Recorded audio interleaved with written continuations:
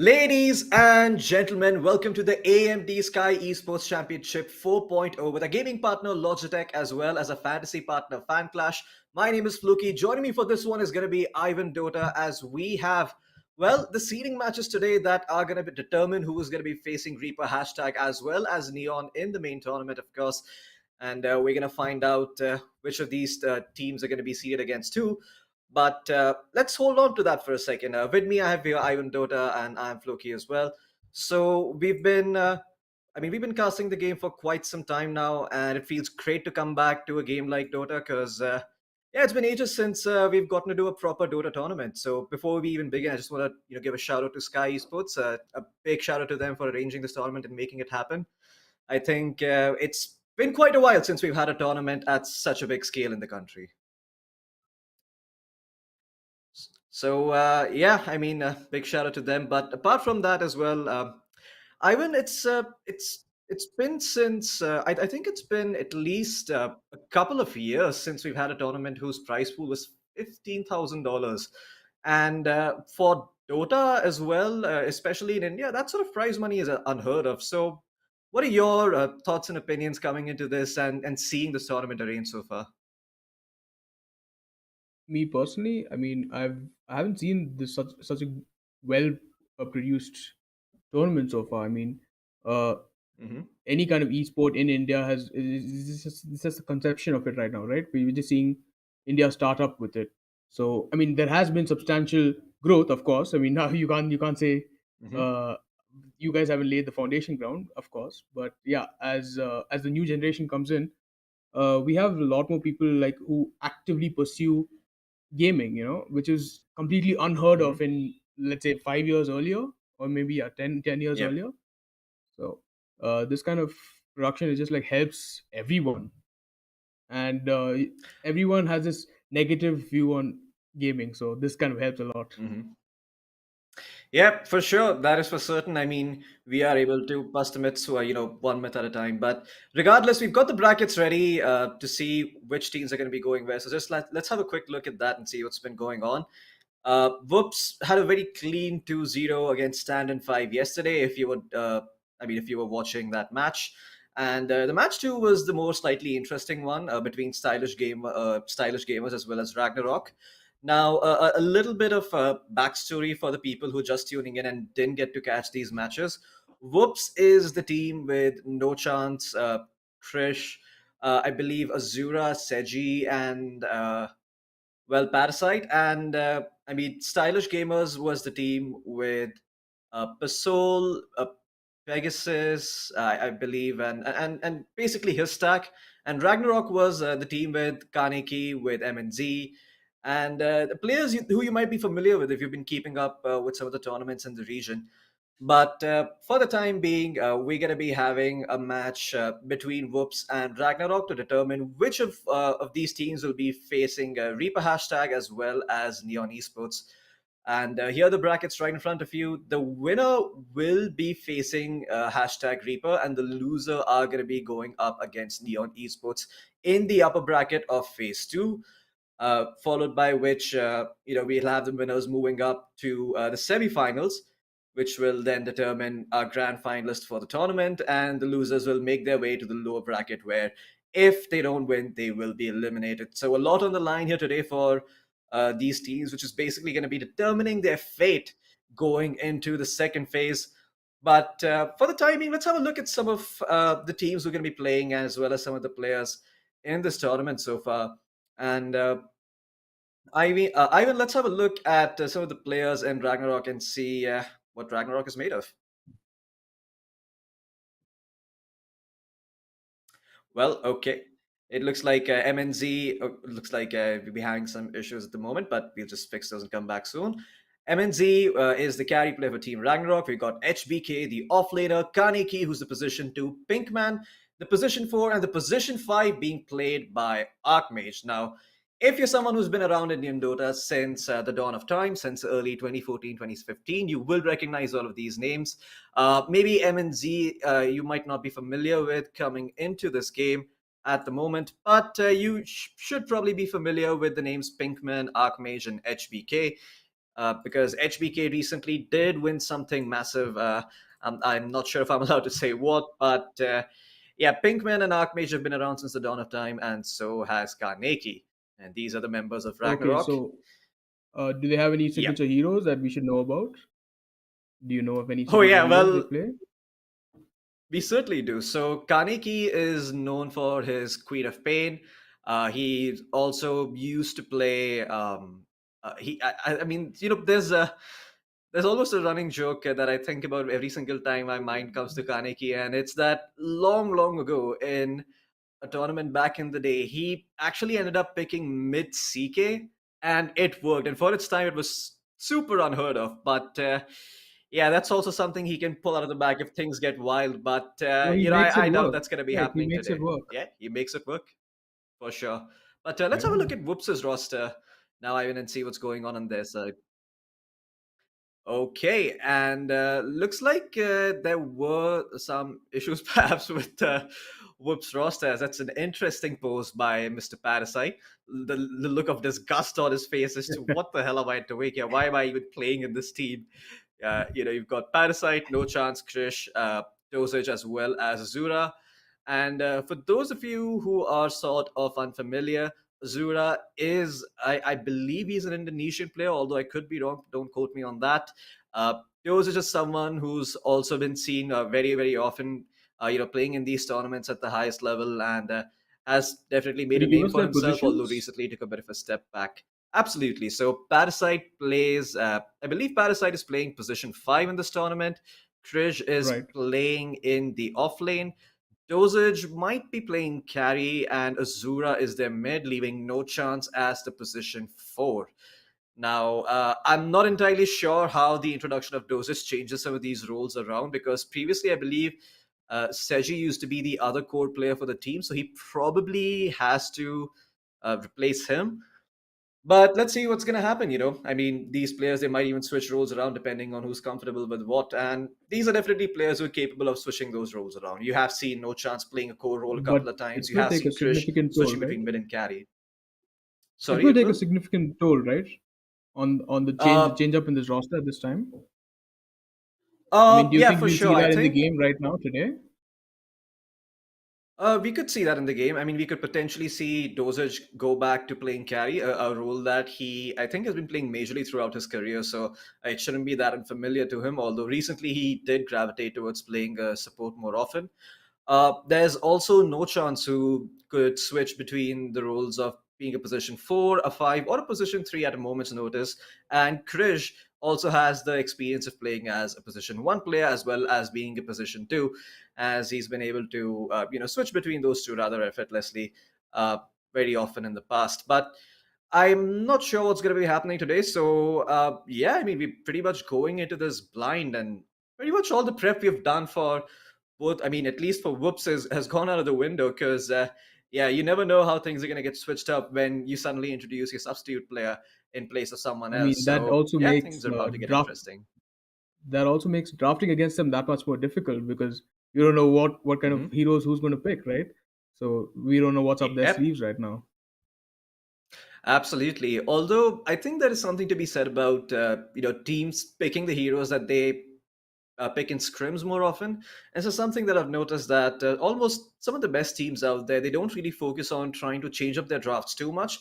Instead, just focusing on picking up what they practiced in their practice games itself, and then trying to make the little adjustments around that instead of changing the core strategy of the or changing the core way they play the game. So if you were a team that, let's say, favored going super late into the game and having a lot of farm on your supports or having a lot of farm on all your cores, you're still going to try and do that, albeit you'll try to make a couple of changes here and there. Maybe you have a slightly less greedy position too, who can go around who can go around the map and make plays to sort of compensate for a player who is maybe slightly more greedy and is just entering the team, so that he doesn't feel too uncomfortable.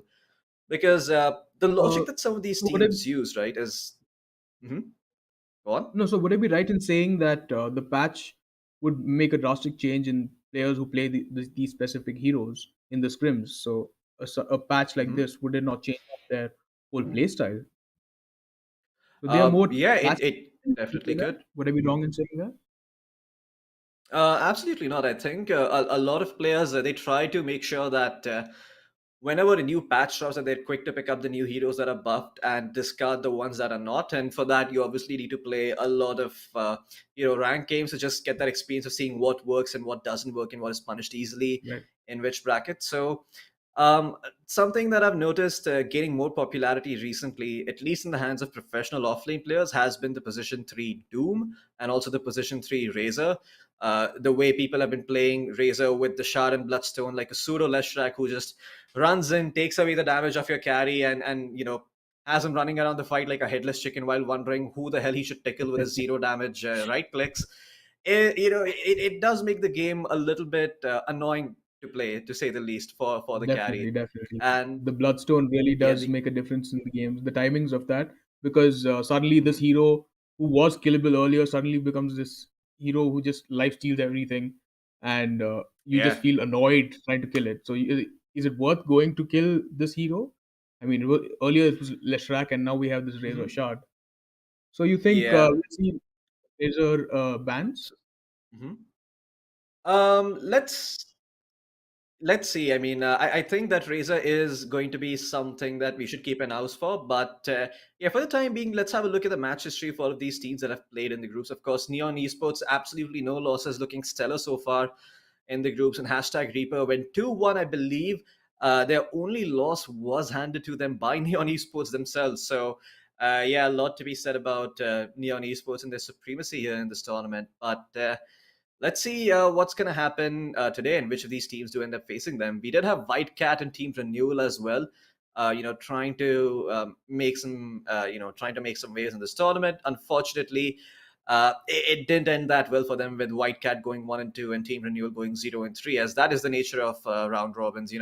There is going to have to be a loser, there is going to have to be a winner, and whichever team receives the shortest stick or the shortest straw, they're not going to be too pleased about going home early. But hey, maybe that's some time for you to check on some replays and see what could have been done differently, or maybe spend that time looking at what other teams are doing and doing better, and perhaps incorporate that into some of your own play. But enough about what's been happening and what has happened. Let's talk about what is going to happen over here today in this game. So, like you were saying earlier, Ivan, I believe that Razor is definitely a hero that is to be considered by both of these teams. He's sort of in an awkward phase though, because while he is a very decent offlaner, he's somewhat awkward to pick because he has that transition period between being this annoying core that runs and saps your carry to being the disco pony like presence who runs into the middle of five heroes, soaks up 10,000 spells, dishes out even more damage, and then, is alive to tell the tale to his kids and his grandkids when the war's all over. But I'm not too sure if that's sort of the route that some of these teams are going to be looking to go for, because a lot of the offlaners that I've seen in recent times have been heroes that have some sort of impact between that 15 to 20-minute mark, which Razor definitely can. But the moment you go for a But then again, Bloodstone, Razor, Razor, like yeah, you were just getting to that point, right? You don't always have to be a yep, Bloodstone.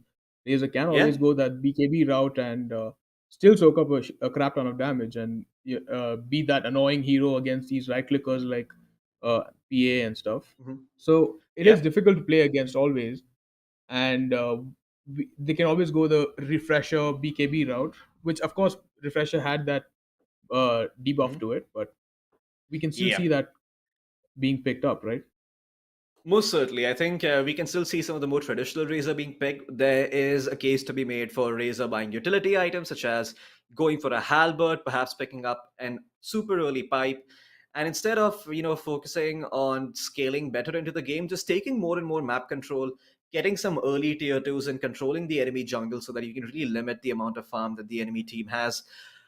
In the case of the Radiant, if you have your jungle taken over, it's not all that bad because the part of the map that you do want to play as Radiant is definitely the top half of the map to control Dire's jungle a bit more, which is slightly better to farm because of how close the camps are and also because of where Roshan is. So we'll see what these teams decide to do, and it's mostly going to be based on what side they get. I believe Ragnarok are going to be playing on the Radiant side, and Whoops are going to be playing on the Dire side. So it's going to be interesting to see how that plays into this game. But before we jump into the game and before we actually have a look at the draft and the heroes being picked, Ivan, I want to know what are your predictions for this game? Who do you think is going to take the win? I mean, I would have to give it to Ragnarok right now at this point Hmm. because of this sudden roster change you were talking about. I mean, I don't know how comfortable they are. I mean, they can play Hmm. many roles, but that doesn't Yep. mean they'd want to, and they would have had their mindset on playing certain heroes and certain styles for this Yep. tournament, and then this change up might be difficult. So yeah, we Yep. have come up with a roster, right? Yeah, we've come up with the draft over here in front of our Okay. screens, and well, I'm just going to quickly throw up my prediction as well. You mentioned Ragnarok. I think Ragnarok have a better chance with maybe the substitute they're coming in, just solely due to the lack of experience that Whoops are gonna have. Although I do believe that individually speaking, Whoops is the more skilled teams in terms of individual skill, let's say. But if Dota has taught us anything, and Tundra has taught us anything, it's not that you need to have five really good players in a team, but that you can have some really, really good players, just come together, and they might not be the best players in their role, but they can definitely make one hell of a team, and definitely a team that is strong enough to win TI. So let's see what Whoops are capable of here. It's going to be interesting to see if they decide to pick up, their more traditional heroes, something that they've been playing this entire time, or if they go for a completely different route. Speaking of which, silence a And pickup by Ragnarok. And you were talking about Yeah. how the Doom gets banned off because he's a very popular offlaner right now. So no one really Hmm. wants to deal with him. So Ragnarok have banned him themselves, and they've managed to pick up Silencer, which generally cuts off a lot of late game heroes that rely on Hmm. tight shifting, like let's say Enigma and stuff. So that really Yep. helps. Even in the early game, Silencer is a pretty good hero. And on the other side, on Whoops, we have Clockwork, right? So you were talking about how Clockwork is Yep. this going in hero that just doesn't care in the end, right? Hero who is looking to single out a target, allow his team or enable his team to burst him down. And Whoops are going to pick up a Shadowfiend as the second pick. Now, some context over here to understand the picks that Ragnarok has made. Ragnarok had left Enigma in the pool and it wasn't their pick. Now, the one option that they could have gone for was to pick up the Enigma themselves, but then they would have had to play against the Silencer, which is somewhat troublesome, especially when you're playing a hero that is so reliant on one spell. I mean, you can still play him in a way that is less reliant on the black hole, but it's not the most optimal way to play Enigma. And then again, we have the Clockwork, which is always a counter to the Enigma. But then, yeah, if he picks up like a Lotus in the end, Enigma isn't that much of a threat anymore. Yeah, On I Clockwork, mean, I mean. yeah, pretty much. I mean, Clockwork definitely a hero that can annoy, the potential Enigma pick. And again, this is sort of Whoop sort of recognizing that, hey, okay, if we're not gonna pick up Enigma, chances are Ragnarok could pick it up for themselves instead, and force us to deal with that late game threat of just having your carry being black hole twice and basically having no impact in a game. And unless you're mind control, there's very little chance that you're gonna give up your life just to buy back into a fight and come back and say, hey, you know what? Oh Nice yeah, black right. hole Into the kid. spell, What are you gonna do yeah. now? Yeah. Right, right. That takes a lot of mental grit. Shout out to Mind Control. Yeah, absolutely. But We Mirana see being the picked up here by Mirana pickup, Ragnarok. Hmm. Yeah, what do you think and about yeah, this? I like this pickup because honestly, we do need someone controlling the SF in the mid game Hmm. because this hero is one that can bring the whole team towards the jungle that the SF will try and consume if he doesn't Hmm. get a great lane. So Mirana is that hero that will do that for the team. Yeah, for sure. I mean, yeah, I agree with what you said. I think Ragnarok could couple this up with some, heroes that like to set up kills and like to take advantage of the fact that Shadowfiend has this phase from 15 to 20 minutes in the game where he's not exactly strong because he doesn't have his BKB and is susceptible to ganks. We'll see what they decide to pick up here. Having a Mirana means that you can pick some sort of long stun hero or a hero that can set up for that arrow, and that pretty much guarantees a kill unless you've got some strong dispels on the team. And I don't really see Whoops picking up an Abaddon given the fact that they've already gone for a melee position 4, I'm guessing that is the 10 clockwork, or seconds even a remaining. position 5 actually. So yeah, having double melee supports doesn't really do you 5 good seconds remaining. unless, well, I mean, Dire unless there team are some very ban. specific circumstances. But Ragnarok They chose have to. banned out the razor. Finally, Mhm. we were speaking about Yeah. that, right? And the razor Dire takes team away pick. this whole pace game that everyone's so scared of right now because of the shard and the bloodstone. So, and also we didn't discuss the small minor change to the Wraith Pact. So Yeah. how the Wraith Pact would just bring up this whole anti-physical thing. I love that they've 10 changed that seconds it's not remaining. magical and pure damage anymore. Oh, okay. Okay, we see Oh, the Arc okay. Warden. Yeah, now this is bit of a whip special. It's something that I have seen one of the players pick up very often. I'm not going to say which one because I want to leave some suspense towards the audience. I want you to try 10 and guess seconds what remaining. position this Arc Warden is going to be played. And the fact that I've told you this already, 5 it seconds should remaining. Right, indicate I that it's not feel going to be a traditional Arc Warden pick. I honest, but I do feel it's going to be a mid Arc Warden. With Hmm. I'm not sure though because SF generally would now want to play the safe lane because the timings would not match if you want to Arc Warden on the safe lane and then there's an SF in the mid lane, right? Because Oh, yeah, SF can't do much later on. I mean, to help the Arc Warden get to that stage where he becomes this absolutely. unkillable monster. Hmm. Well, we'll see how Ragnarok respond to this pick. As you can see, Red they team are a pick. little bit confused by this pickup. And they will respond with a hero that is good against both the Tusk. Arc Warden as well as the Shadow Fiend. Yeah, and enables the Mirana in a bit because you have a Tusk going in with a snowball that's a guaranteed stun. You follow it up with a Walrus Punch, that's another guaranteed stun. It's 10 around 3 seconds seconds of remaining. total lockdown, enough for a Mirana arrow to come flying through and catch its 5 target. seconds So remaining. Ragnarok going for a very active playstyle early on with the Tusk and the Mirana, but we'll see how they choose to follow this up because they have to make another pick and they Dire need a team hero that pick. can take advantage of all the space that will be Faceless made. Void. I was just gonna say this myself. The Faceless Void could be a good Right. option and they pick it up.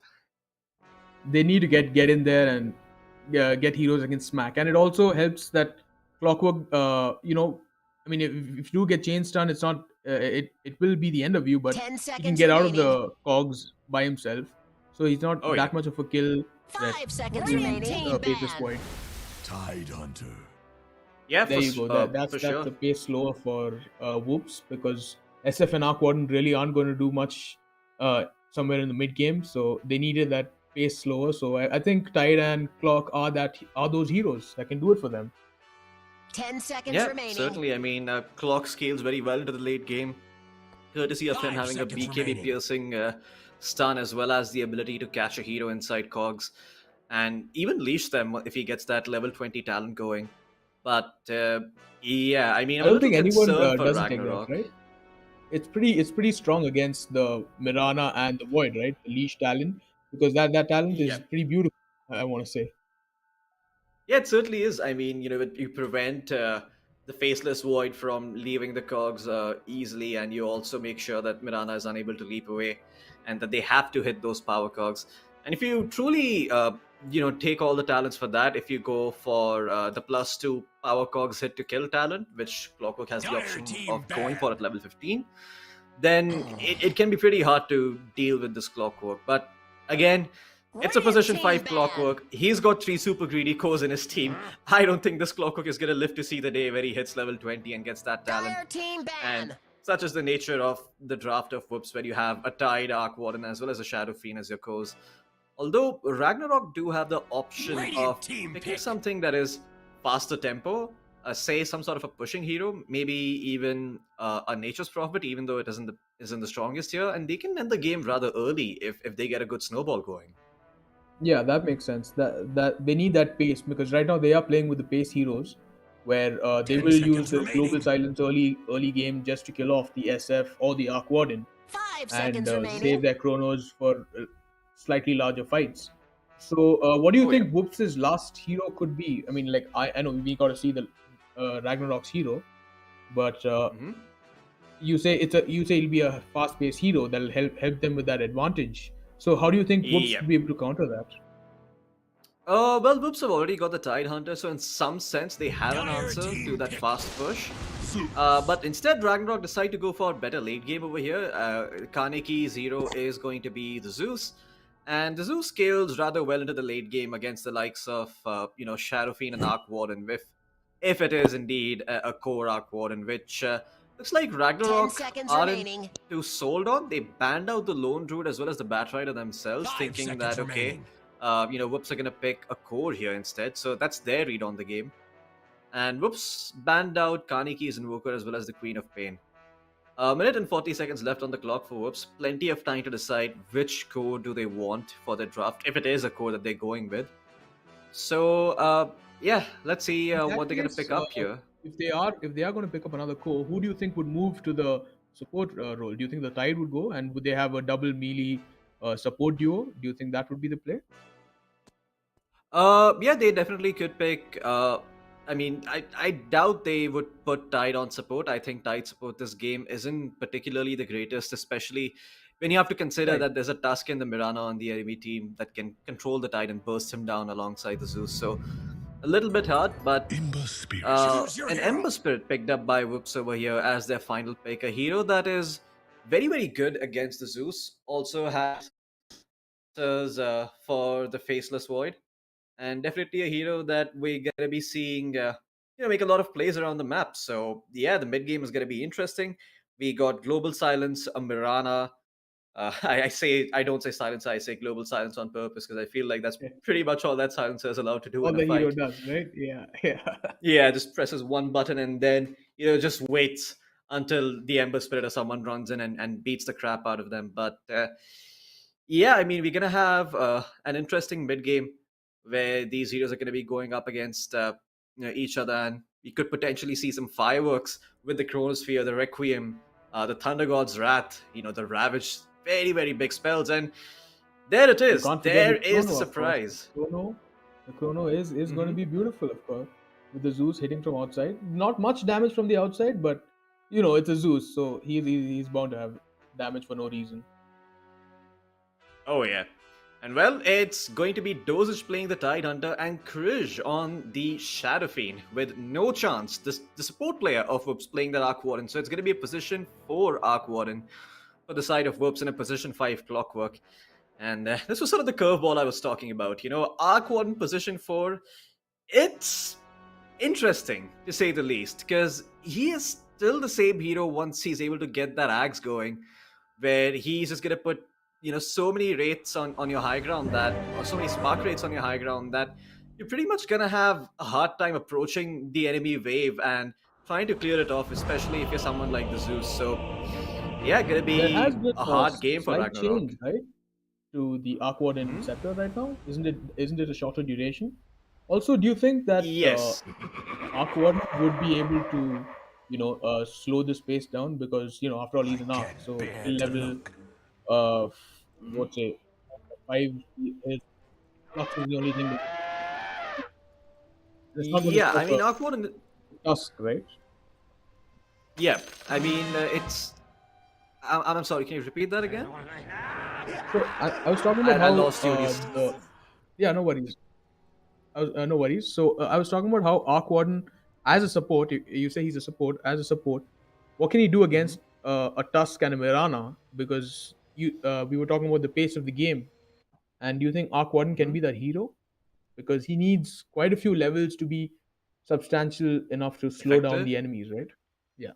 True, but if you think about it, I mean, the way the side of Whoops want to play the game is that they kind of just want the SF to farm away, and as well as the Tidehunter joining in whenever it's convenient.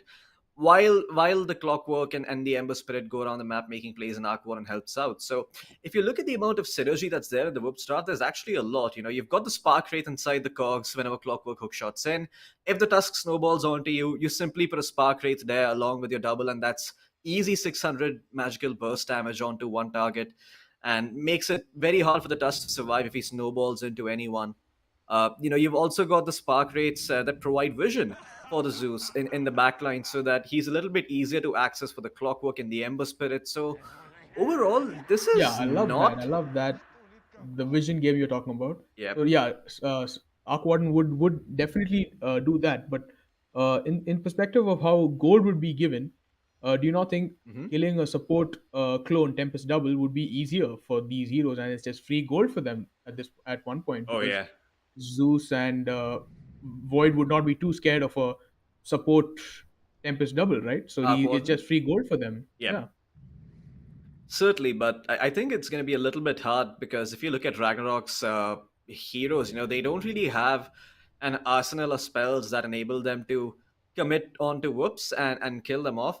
They've got themselves a Tusk and a Mirana, and they both have pretty set jobs in the game. The Tusk and the Mirana are tasked with starting the fight for the side of Ragnarok, while it's going to be the Zeus and Faceless Void waiting for an opportune moment to pop that Chronosphere, to use that Thunder God's Wrath and find some key kills. So the way Ragnarok want to play this game is very much set in stone, while Whoops has the flexibility of choosing their fights with the Ember Spirit and Clockwork. So the opportunities that you're talking about for the Faceless Void, as well as the Zeus, are going to have to kill the clone, which, albeit is a little bit easier, are going to be few and far between, because whoops are simply just not going to engage if they see a good fight, because they have initiation from miles and miles apart with the Ember Spirit, the Clockwork, and the Arc Warden. I mean, imagine you're playing Yeah, against that's fair. yeah, I mean, it's almost classic Dota. I'm not sure how many people in chat are familiar with Dota 1, but essentially, in Dota 1, there was this strat that I've heard of, where people used to five-man together and deathball down a lane or battle down a lane and just take your throne outright. And the way people started to beat that strat, or to develop answers to that strat, I believe Merlini contributed a little bit to this, was that they instead played the entire map. They picked global heroes. They picked heroes like Zeus, the Ancient Apparition, the Tinker with Boots of Travel, and they just pushed out two lanes instead, while five heroes were battling down a single lane. And because you have two lanes pushing in, you could essentially make the exchange more worthwhile for your team in terms of gold, and have enough items on your heroes to hold on to high ground and take the fight against that five-man death ball, even though they might have gotten an even or a slightly better start earlier. And yeah, I mean But that is, that's I do get it, right? You do want whoops going in, and do you think they have the burst potential though? Because it's not like they have a I Zeus on mean, their side. So, I mean, yeah, there is the Ragnarok Ember definitely with have with a more sleight of burst. fist, with a sleight Hmm. of fist, but I don't think it is enough. They do have a Yeah. slightly softer heroes on Ragnarok that helps whoops a lot, because if you do get the stunlock on Void, he will die, because he's Oh not yeah. that tanky a hero early game, right?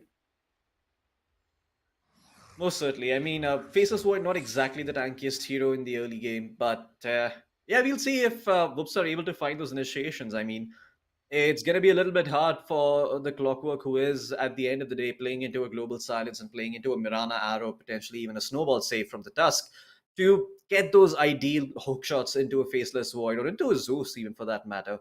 And even after you get those hook shots in, unless you're level 20, there's a very good chance the Void is just going to be like, yeah, cool hook shot, kid. See you tomorrow. And he's going to time walk out of there, or moonwalk out of there. And then there's going to be the Zeus, who just Mario hops away, and collects gold for his next adventure as he, prepares for the next fight. But regardless, I think whoops have more flexibility, and generally having more flexibility in the way you take fights in Dota is considered to be stronger. So Ragnarok do have very good scaling in the late game with the Zeus and the Void.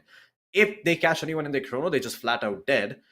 But that does end up putting a lot of pressure on the Faceless Void and the Zeus to find those, ideal picks, or to find those ideal heroes. I mean, the thing about Ragnarok's draft, and I'm going to try to do some justice to what you said here, is that you've got vision in the form of the Zeus ult, and then a Chronosphere to follow through. So if at any point the Zeus ult is popped, you see exactly where all the five heroes are, and the Shadow Fiend is caught by that rat, that Shadow Fiend is going to be going down. The Faceless Void is going to go and chrono him, and it's unlikely that Whoops are going to be able to do much to save him. However, at the same time, if the side of Ragnarok do end up losing their lanes early on, coming back for them is going to be super hard against the Titan and Ember. I get that, yeah, and especially when whoops do have the chains available for the Void, so that he doesn't mitigate all that damage away. So we will see a Mhm. lot of Ember and Clock going in together, right, for this game, because Otherwise, there's no Oh way yeah. that they're actually finishing off the job of killing Void. So, and like you said, the vision game does help with the Arc Warden. So it's not always easy, because you, in the end, like you said, Arc Warden is Arc Warden, and after some time he becomes this super annoying hero where you don't know if he's on this lane or that lane, and if he gets the goal, he's going to be a serious issue, and Oh there's yeah. no high ground. Like we also have to talk about high ground. I mean, high ground Hmm. against these heroes is just too painful, right? The Aquadin and the Yeah. SF Oh and boy. the Embers were just Yeah. constantly just killing Oh off the yeah. waves. So it is going to be Yeah. I mean, difficult I to certainly. high ground.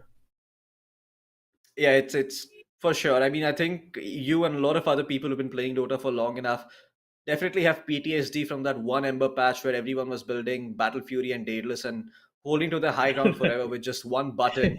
And everyone was like, all right, guys, I guess the push is dead. We're going to go back to the jungle. We're going to wait for the next stages. And this game is going to go on for another 30 minutes. So, yeah, I mean, they definitely do have some really good high ground defense. But And that let's see always how works that to the plays Arc out. Warden's advantage, right? Oh yeah, oh yeah, absolutely. But let's say if that Ragnarok were to win the game, what would that look like? I mean, I think that's the more interesting question to answer because I do think Ragnarok have the tools to win this game, but I think it might require them to win a lane or two, and that could be difficult based on the heroes that they have picked.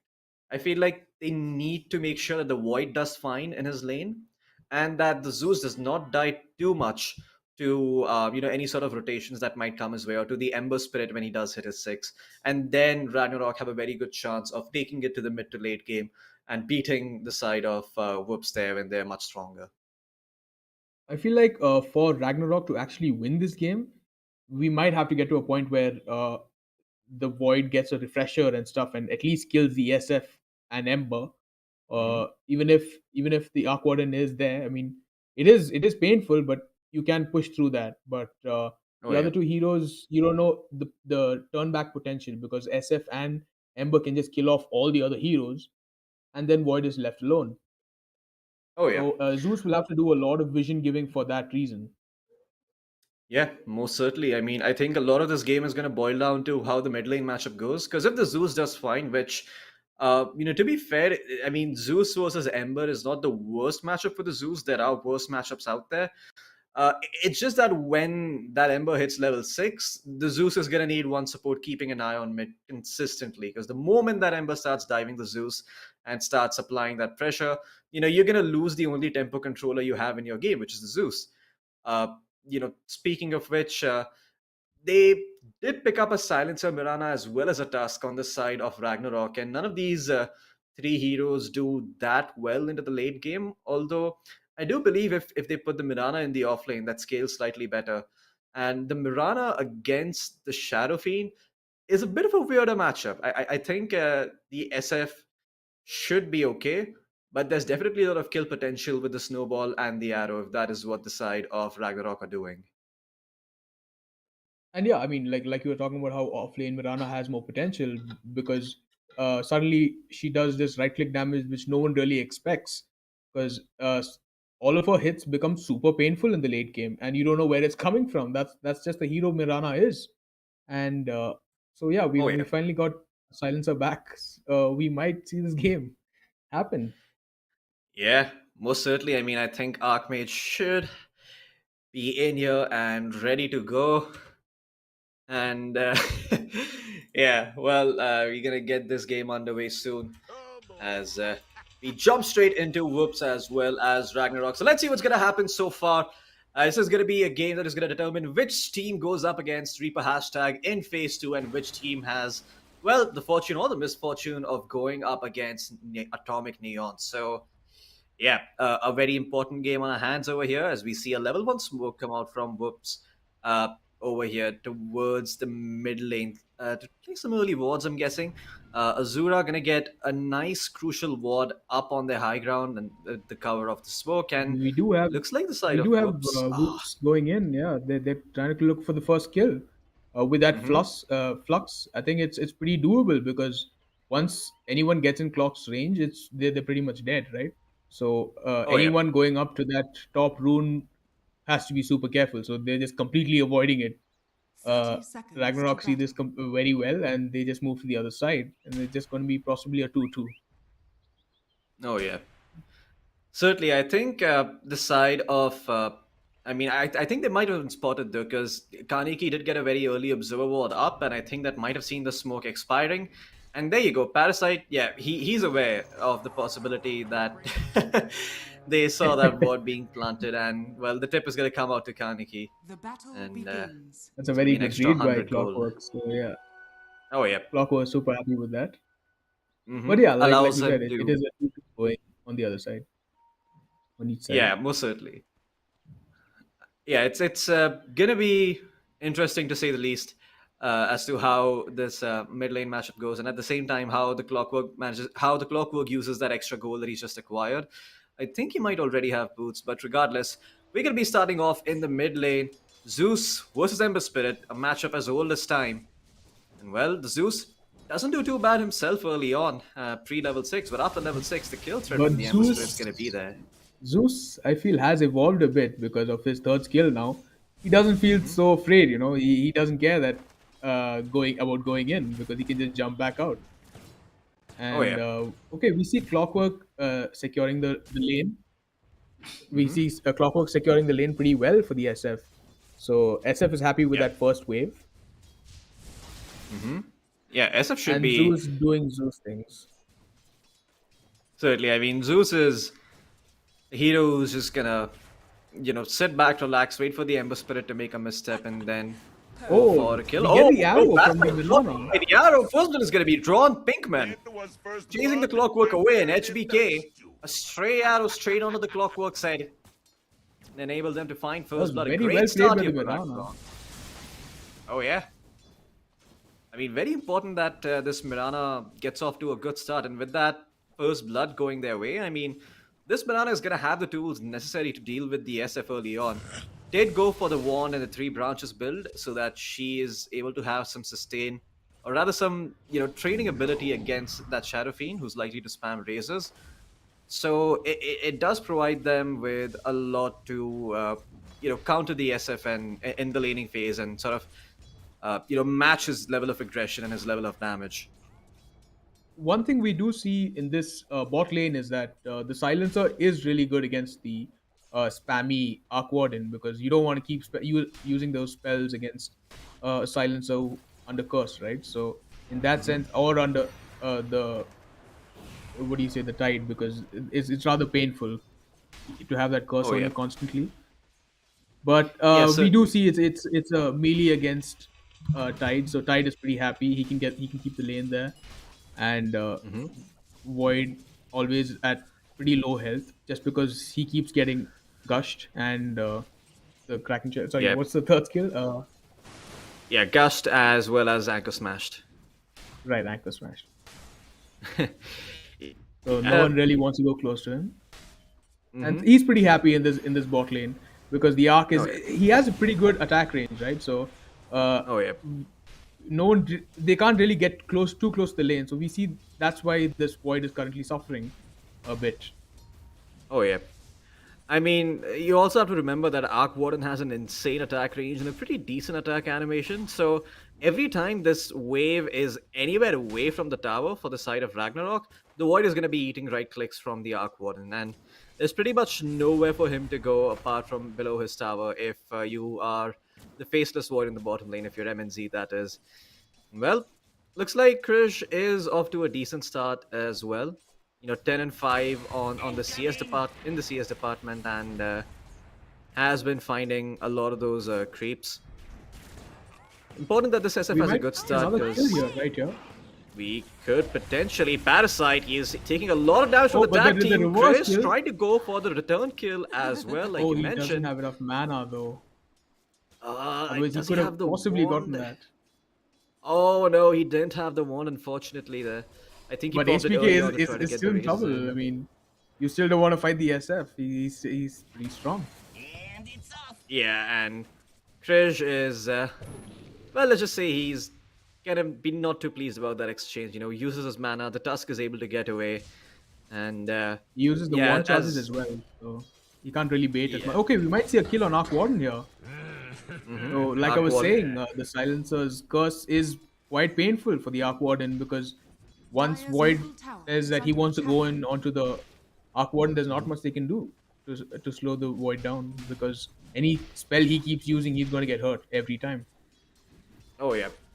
I mean, it's gonna be a little difficult for sure for the Sark Warden to play this lane, especially if the Anchor Smash is being forced out by MNZ every time. If he's able to make Dosage use the Anchor Smash, you go in, you hit the time dilation on the Tide Hunter as well, and then he doesn't have that Anchor Smash for a solid while, and you can just beat down on the Arc Warden, who's been a rather annoying pest here down in the bottom lane. Oh, But in the we top see- lane again, this time they're gonna make a move on SF, and SF is gonna bite the dust. This top lane going from bad to worse for the side of Whoops as they lost Parasite twice. Now they're gonna lose Krish, and this lane going from slightly bad to disastrous here.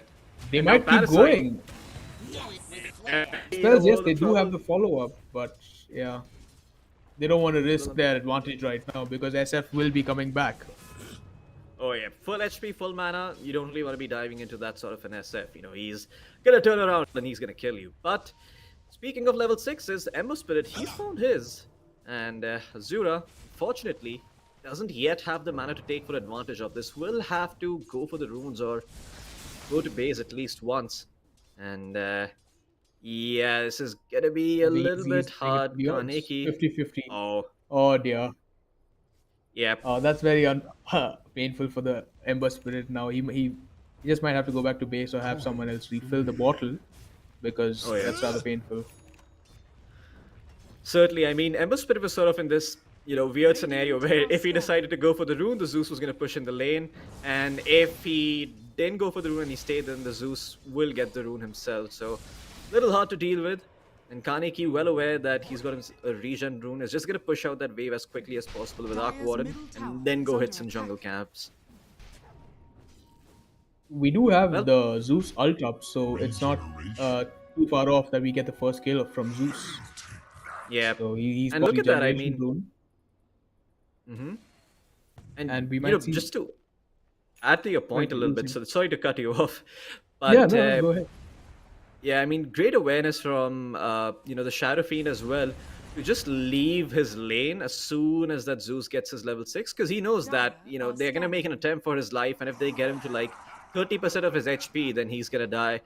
A scan coming out from Whoops catches the rotation from the Mirana and the Tusk coming towards them, and he's gonna back off. And now, Trish trying to pay the They Tusk to go in come in. with He's the Ember landed 3 Spirit. He gets on the Tusk. Oh boy. He does that all by himself. Wow, I mean, that's pretty good. He's happy with that. The Tusk came to him to give him the kill, and he just continues to farm. And Clock is happy with this as well because he gets the lane for himself and gets those levels where he can actually help his teammates, which is very important right now.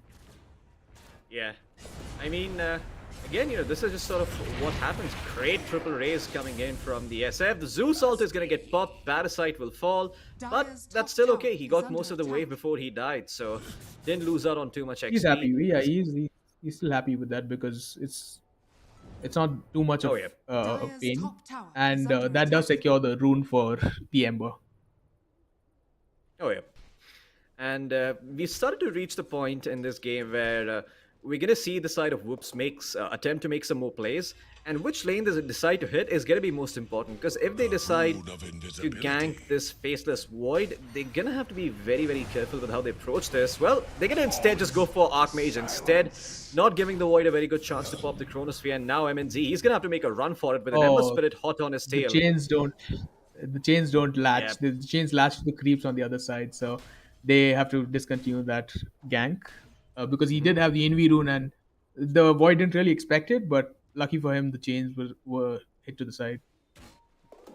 Oh yeah, I mean the Ember Spirit definitely having a slightly rough time in this game, but yeah, I mean it's gonna get better as time goes on. He just needs a couple of rotations to his lane once the Tide Hunter's fine all by himself, and then his game should get easier. In the meantime, Trish just farming up a storm over here in this jungle. Well, We have a fight going looks on. like we're gonna bot. be looking towards the bot lane, where no chance will meet his makers. There's It's four soon to be people next in on the there. Shards block, and they do. That's it. The Tide Does Hunter he use the might be Ravage falling to over save here. Mm-hmm. Oh, Yeah, no. and that's gonna be. I thought you would death just of the use the Tide. Ravage there. Would have. Could have. Oh, he Yeah, gets the but, kill off of one Tusk with just one slide. I mean, you can't underestimate the Ember. He suddenly becomes this Dyer's bottom power-hungry tower guy is who, under who attack. just double slides everyone and kills everyone. So you got to be careful. Oh yeah.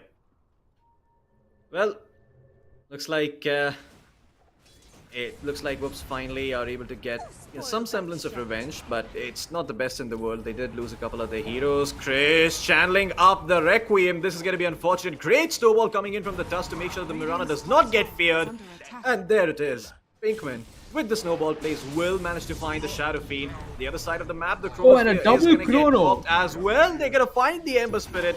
Arc Warden to soon to be next as well, but less Parasite has something to say about He just it. got Nope, off the he does 6 not. in that level, so he could use the hook shot. So the Oh, back out.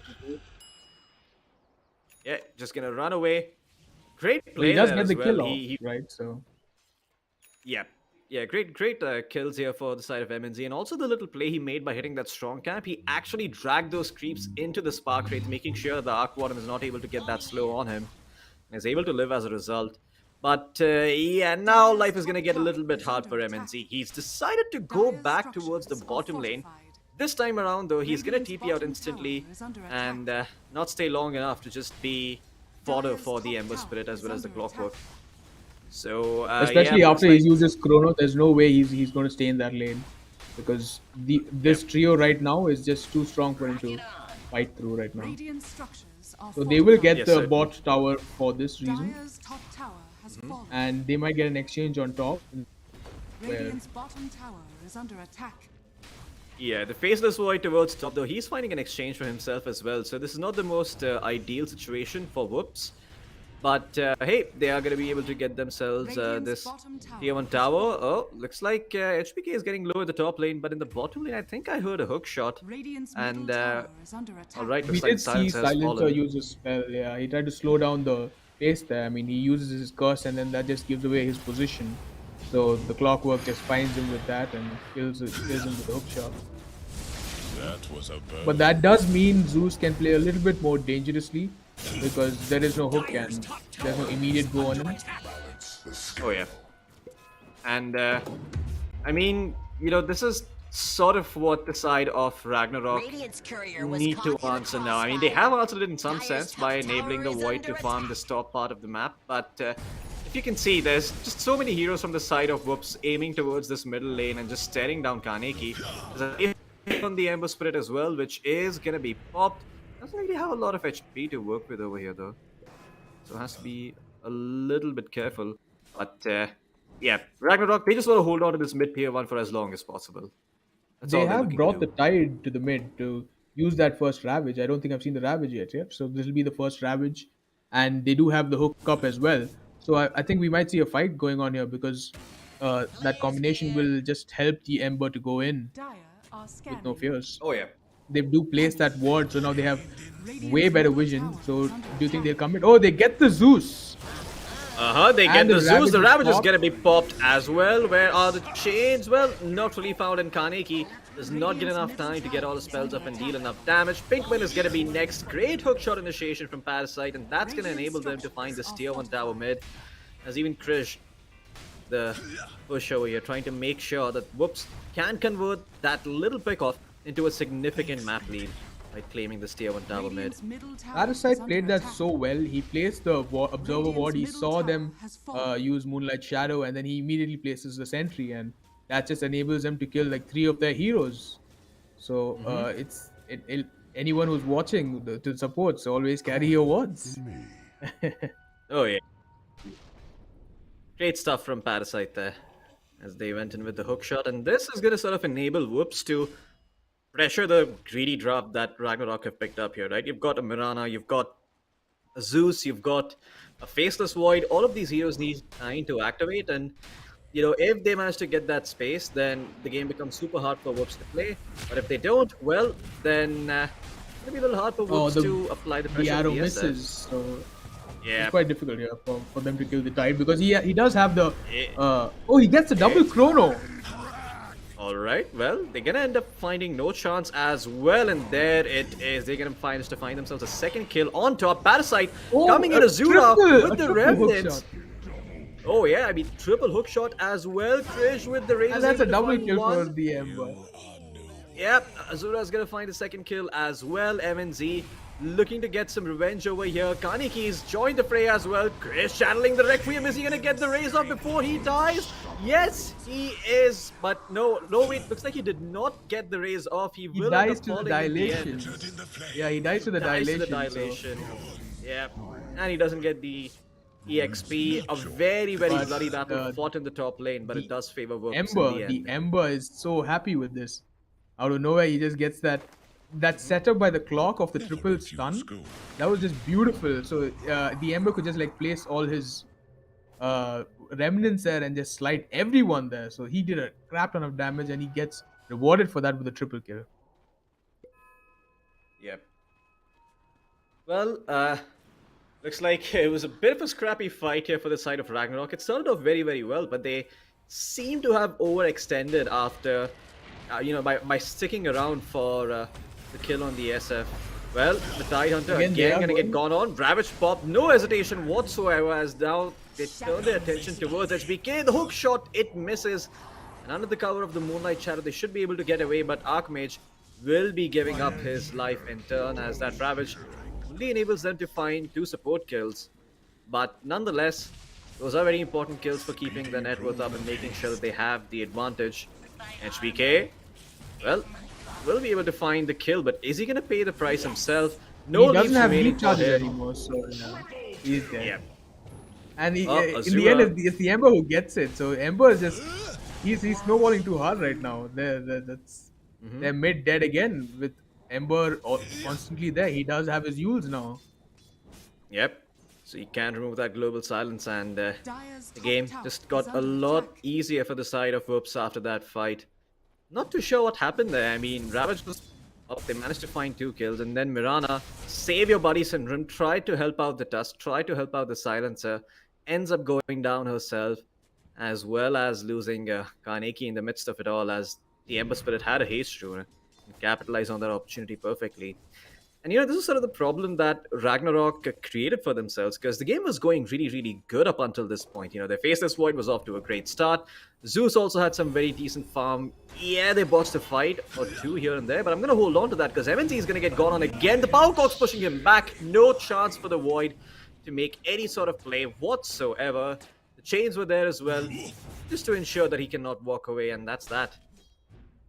As soon as the Faceless clock Void. saw him, he used the hook, so he is right next to the Void, and that's when Void knows he's screwed up, because the Ember gets the chains off, and they do try to go on the Ember. Ember. So Yeah, I Oh, think the this follow-up might just stun? be the Ember dying here. Does not have the wand available. The Mirana arrow was there. And with the Zeus ult, they will secure the kill. Looks like they might get pick up another a freebie kill. as well. Ravage on cooldown for the time being, but if the fight goes on long enough, it might come back off cooldown. Ragnarok, have to be a little bit careful. Don't overextend, and looks like Whoops will be we too. do They're see gonna him back pick off. up the pipe. So now Tide is Yep. way happier to fight. Go into the Zeus. He's not as scared. So they do have the Ravage up, and Arc Warden being annoying, not even letting Mirana go through. There you go. So, Yeah. Arc Warden is pretty annoying. And there you go. We Well, just see this. he might just solo Okay. kill him right now. Oh my Goodbye. god. I think SBK left his keyboard there. Oh no, Archmage. Oh, he Oh, gets no, the no, Parasite. He's gonna go in with the hook They shot. wanna This is just so annoying. Oh, They have boy, to get the their Tusk. revenge. They get the kill Yeah. on Arc Warden. He's been Yeah, too they get the painful, Arc man. I Warden. mean, the this Tusk and the Void, they have to just finish him off, because he's been too much trouble right now, and he's just a support, like we were discussing. So Bounty. Yep.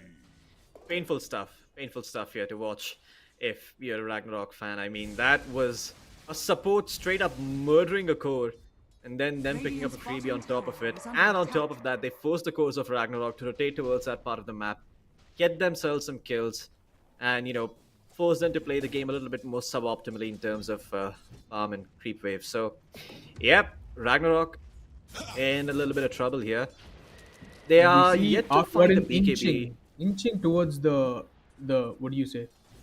The Aghanim Agnum Scepter? scepters on yeah, like you were saying earlier, where it becomes impossible to go into. So Hmm. Aquarin with that happy farm he's gotten already, he is moving towards that. He's pretty close to it. I mean, like, I think he's just 2 items away. Yep. Certainly, I mean, if that Arc Warden manages to finish up the Aghanim Scepter by 24 or 25 minutes, this game is going to get a whole lot more painful for the side of Ragnarok. Archmage going to be spotted Azura, not hesitant to go in and just find that kill as well. They're going to leave it for the Tide Hunter, who's going to go in close, smash him with his anchor, but the kill will still go to no chance courtesy of the Flux. Now looking for more dosage, has got the Ravage ready, doesn't really see anyone in the trees though. He doesn't Might care at be this point. He has oblivious a to the pipe fact. and he's happy. They have to Okay, get the out of rocket there. player will because- reveal it. Yeah, the Mirana just had to get out of there because now he just leaves Tide. There's nothing Tide can do. Radiant's bottom tower is under attack. Finishing it Well- off with that slide of fist. Yep, and Krish, he's hit his level 15, so he's got the present sort of talent. They can take down this tier 2 tower bottom lane. But look at the top lane already. You can see MNZ, he's pushed out the wave in, and he's already at that tower trying to take a trade.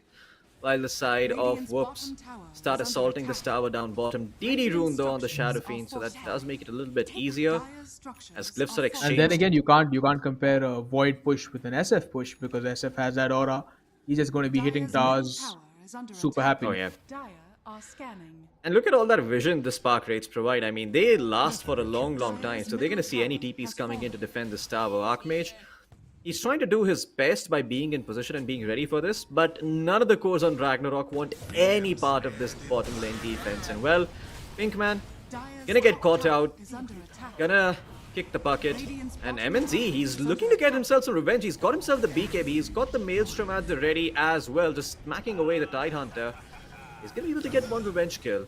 Let's see a fight breaking out though. Searing Chains, they're gonna force the Void to press his BKB and run away, and that's gonna be that. Radiant's bottom tower has fallen.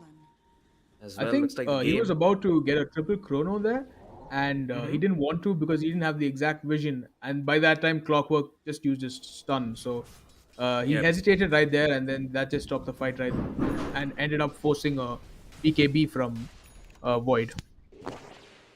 Oh yeah. The Well, flames it's, rush forth. It's gonna be some. There's some time for the side of Whoops to exploit the fact that there's no BKB on the Faceless Void. They could gear into Rosh, or they could alternatively take a tier 2, which is the far worse play. Knowing that, Whoops are gonna step inside the Roshan pit and claim the Aegis for themselves, as there's not much on the side of Ragnarok to stop this. Now, if they smoke up right now, they still might be able to catch a good chrono and turn the game around. They see the Ember Spirit in the top lane, but it's not gonna be that easy. In the arrow Void to is too provide far some for this vision. engagement. He is moving looks towards like- it, but Yeah, Ravage is gonna be popped. There's the Silencer falling, as the Tusk has also fallen on the side, and if Roshan wasn't secure before, it definitely is now. As looks like Ragnarok don't really have a good chance of fighting this. They might be able to find a stray pick off here and there, but popping the Chronosphere now and finding only one core just means that you're gonna lose all your towers. And well, Kaneki is also gonna bite the dust as he sticks around for too long and ends up dying. that's the issue with the Another kill Ember going the way of tags, right? You can never stay along for too long because that hero is going to catch you every single time, and he's at this stage where he's pretty happy after that 7 kill streak. He's pretty farmed up. So now we have the Aegis on the SF, so he's going to just push up high ground. He has his BKB, and he doesn't care. So he might potentially go high ground as well. Well, Radiant structures the good news are is that they've still got all their ults up and running on Radiant's middle Ragnarok. tower And is under attack. if there's any silver lining here, it's that if they manage to get a good Chronosphere, they could turn this game around. But again, Whoops, they're not the type of team that'll give Ragnarok such an easy time to find that Chronosphere. They're gonna have to throw some bodies to force these heroes out of position, and maybe then, and only then, will MNZ be able to find a good Chronosphere. Azura continuing to whack away at this top tier on tower as the side of Whoops are looking to lock Ragnarok inside their base, save their carry, who's gonna try to farm and, just still scale into the late game so he can be somewhat of a threat. has But But Radiant's they top just tower Yes, seem to it's- be steamrolling their way because they have the arc on their side and they can just like use the bubble and let SF pre-hit without fear. And all these spark rates, like you were saying in the draft, they provide this vision and they provide this annoyance that no one wants to go into that area. Look at this place right now; it's filled with spark rates. yeah, I mean, how do you deal with this? This is like an Ag's Arc Warden. You step into the Spark Rate, there's going to be a second one following you soon enough. I mean, I think soon enough even the Zeus won't be in range to get those Arc Lightnings off. I mean, this is just... Oh boy. I mean, it's annoying to say the least. Look at that. Only after the creep wave spawns do the Spark Rates clear, and even then there are still some around to make sure that Krish can right-click those towers with relative safety. And what it does is he doesn't even have to go to the high ground because of that vision you were saying it provides. Radiant structures He can just hit it from the low ground. With that damage he Oh, does, yeah. he doesn't care how long it takes. Radiant's top They have all the barracks time in are the world under because attack. they have the ages. So SF right now he feels a bit lower, so he's trying not to waste it. But we see the Arc Tempest just going ham on it by himself. Yep. We do see I a mean- smoke on Ragnarok. Radiant's top barracks has fallen. Yeah, well, they're trying to find something by circling around. It looks like they will find a clockwork, but the Ravage is there in turn. It catches the Void, it catches the Tusk as well. They will lose their Mirana, they will lose their Tusk, and Ragnarok, they're gonna have to tuck their tail and run, as it doesn't look like MNZ is gonna be able to do much here. In fact, he might get caught out himself. The Ember Spirit chasing forward is gonna be able to find the Faceless Void as he's supposed to pop the BKB. And well, What a brilliant Ragnarok, feat by the he knew exactly where the Void was going, so he was chasing him from the Yeah. other side. And at this stage, it's so difficult to to run away from these heroes because they have the Arc, they have the Ember with the Ags. yeah, certainly. I mean, it's definitely hard for the side of Ragnarok to really do anything after they've lost the BKB on the Void. And Hark Warden, I mean, did he just pick up a stray silencer on the side? Man, that's just brutal. I mean, whoops. He's just trying to Yeah, make some they- space for his team and they can't do anything as such. I mean, that's just the position 5 life. I mean, look at this. They've smoked up, but all the spark rates keep popping. They know exactly where the smoke is coming from. Parasite is just sitting there waiting for them to make that misstep. They're going to be able to catch the Tusk. Should fall soon enough. Blade Bill popped by the clockwork. HBK just died to the spark rates. His BKB is going to be forced out. The Zeus ult as well. And looks like Kaneki will bite the dust alongside his friends. Faceless Void. To be next soon enough if he doesn't get that forced Radiant's up. middle There's tower another is spark under wraith attack. on him. Oh boy, this is This so needs to annoying. stop. I mean, yeah, this needs to stop. There's no way anyone can just go in there. Yeah, this is. It's painful to watch at this Radiant's point. middle tower I mean- has fallen. Oh no. They, I mean, he has all the they can ages. get is Yeah. immediately Well- Ember just goes in with his blink. He Well, gets a the triple Chronosphere is going to chrono. come through. It's a very good Chronosphere to say the least. They might be able to find Krish over here. The Faceless Void going in. They will find the Shadow Fiend. However, the BKB has run on the Faceless Void, and there are a ton of Spark Wraiths just lying there on the ground waiting for that BKB to run out. And Faceless Void will end up dying, and now No Chance says, "Rest easy, Krish. I'm going to put you on my back and take this Rax myself. Your sacrifice was not in vain." Radiant's middle barracks has fallen. Ah man, and look at that. Kaneki gonna get rooted up courtesy of the Searing Chains.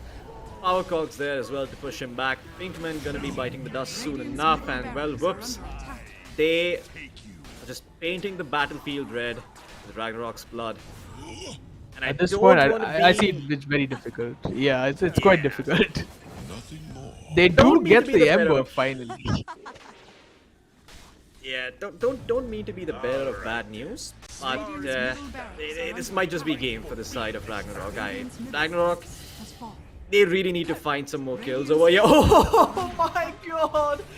Oh boy, No Chance Absolutely with the clone stunning blocking play. that Absolutely arrow. stunning play. And he doesn't care. He still keeps going. They pop the Ravage and just solo kill. Oh, alright, I mean, the Tidehunter's like, you know what? You're gonna give me a Mirana? I will take that. Managed to get the kill He saw the with the BKB Ravage. cooldown, so he just saw his chance and he just took it. Yeah. Oh boy. I mean, this has just been an extremely hard game for the side of Ragnarok, to say the least.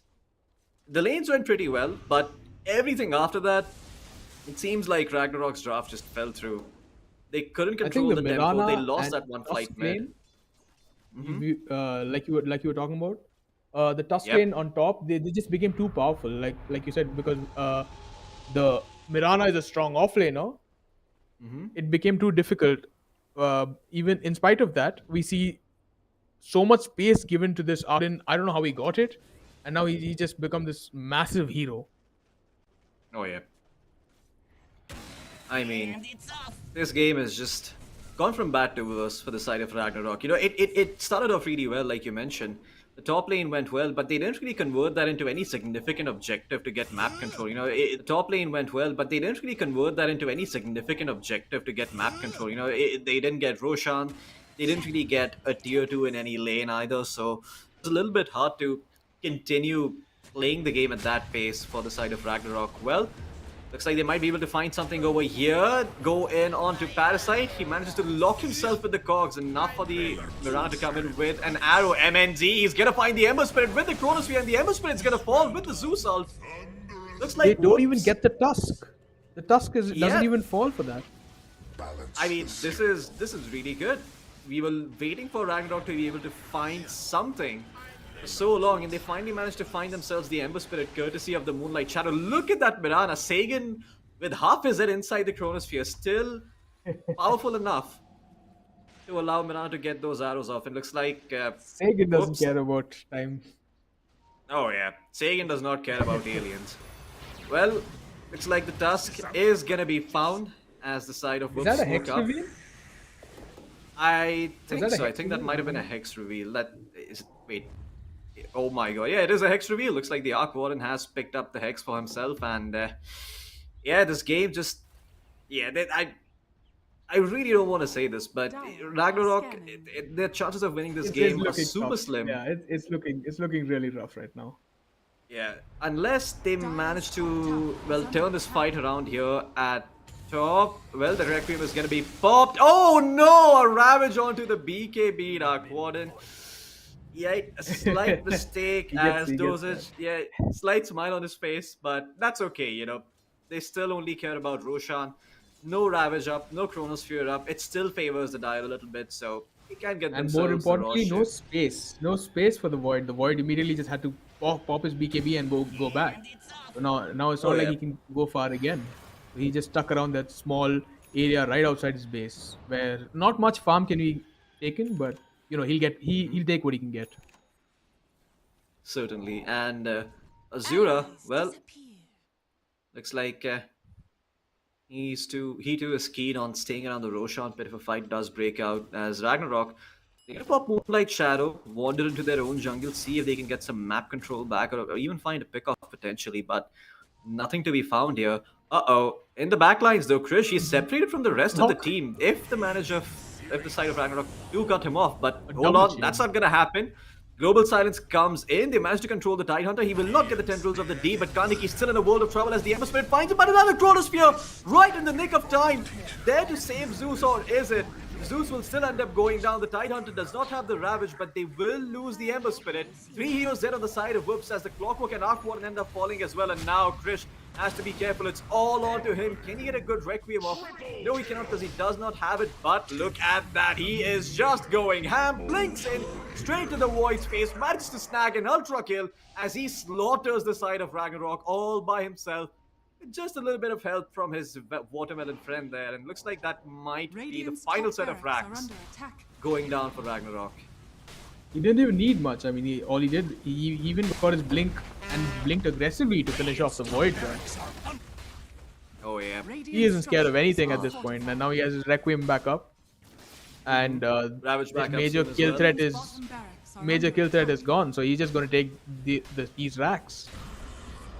Oh, yeah. Radiant's Oh, bottom barracks okay. Well, have fallen. well, Krish, a bit too quick on the hands there for his teammate right next to him, as Dosage will also blink out after seeing the Shadow Feed magically disappear. But looks like that wasn't the final set of racks. In fact, there is a melee rack No, still there's two standing left, in the right? top lane. Yeah. There's one in the bottom as well. Has been killed. So they just So, finish yeah, off the few- RS and they're playing the safe game. They just need to finish this off, and what's going to stop them? Nothing. They can play this as clinically as possible. Oh yeah. Roshan has I mean, fallen the to SF Dire. has picked up the Aegis now, and well, this game is pretty much well, the bell is tolling for Ragnarock, but we'll see how long they can delay the Reaper for. Kaneki, he's trying to push out these lanes, but he's gonna get caught out again by Links in. Zura. He's made it his life's mission to just be a thorn in the side of the Zeus. Archmage might end up falling here as well, tagged by the Gush, nowhere to go for him. 2 right clicks to the face, and the Silencer falls. And Krish is in their base. He wants those Raxes. The range Rax going down. Murata is gonna end up falling as well. Blink Dagger picked up by the Shadow Fiend.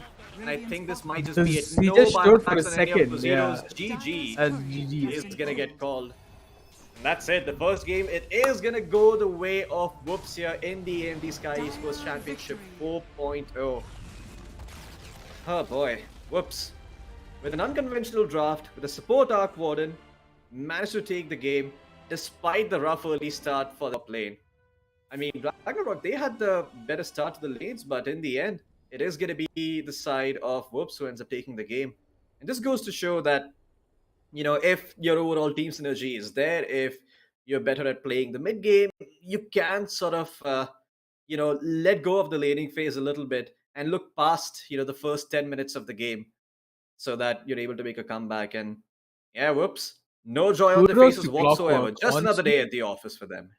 Yeah, kudos to the Clockwork specifically, because that hero, I don't know, the stuff he did with it, in spite of having that bad lane, he died like 4 times in the lane, but he still managed to pull off some amazing hooks, some amazing support plays Yeah. where he knew he was going to die, but he managed to keep them in place, ready for his teammates to clean up right after him. So that ensured the Ember having a fun time in the mid game, and that just finished off the game for them. Oh yeah. Certainly, I mean, a bit of a rough game here for the side of Ragnarok. They're not going to be too pleased about that themselves. The fact that, you know, they had that great early start, but they didn't manage to capitalize on it and convert it into a significant map advantage. Even the Zeus didn't have the worst of starts. He did manage to get that first region rune to himself, but at the end of the day, it is going to be Whoops to take the game. And, you know, I have to give credit where credit is due. I mean, you know, like you said, Parasite's Clockwork, it opened up the game for them. That initial hook shot in the middle lane to catch the Zeus, to catch the Tusk, and, you know, bring them down. It just opened the game wide for Whoops. And it might have gone very, very differently had Parasite not connected with that hook shot and had they not found those kills in the middle lane. I mean, we could have been looking at a much closer game, in fact.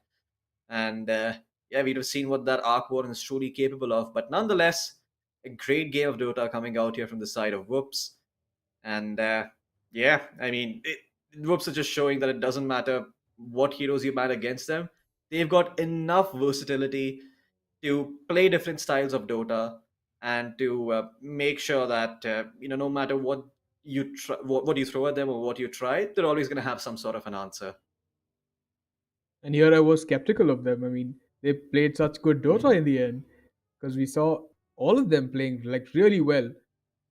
They didn't make any mistakes as such where I could see. So they played a clean Yeah. game of Dota. Most certainly, I mean, you know, they got all of the Roshans, you know, they got all of the Aegises, and the one thing I must commend Ragnarok for is even after their racks fell, they managed to find those 2 kills. It was just a little bit unfortunate for them that Roshan wasn't up at that moment because they could have still turned that game around, although it would have been a little bit harder. But yeah, at the end of the day, you know, you're only allowed to make so many mistakes in a professional game, and many times it does come down to being the team who makes the less mistakes instead of being the team that makes the best plays. And this time around, it just happened to be Whoops. So Whoops are going to end up taking this first map, but we do have another match coming up potentially, maybe even a third map if Ragnarok manages to snag the second one. So don't go anywhere, as we'll be coming back soon with the AMD Skyesports Championship 4.0, along with our gaming partner Logitech, as well as our official fantasy partner Fanclash. My name is Floki. With me is Ivan Dota, and we'll be coming back in just a bit.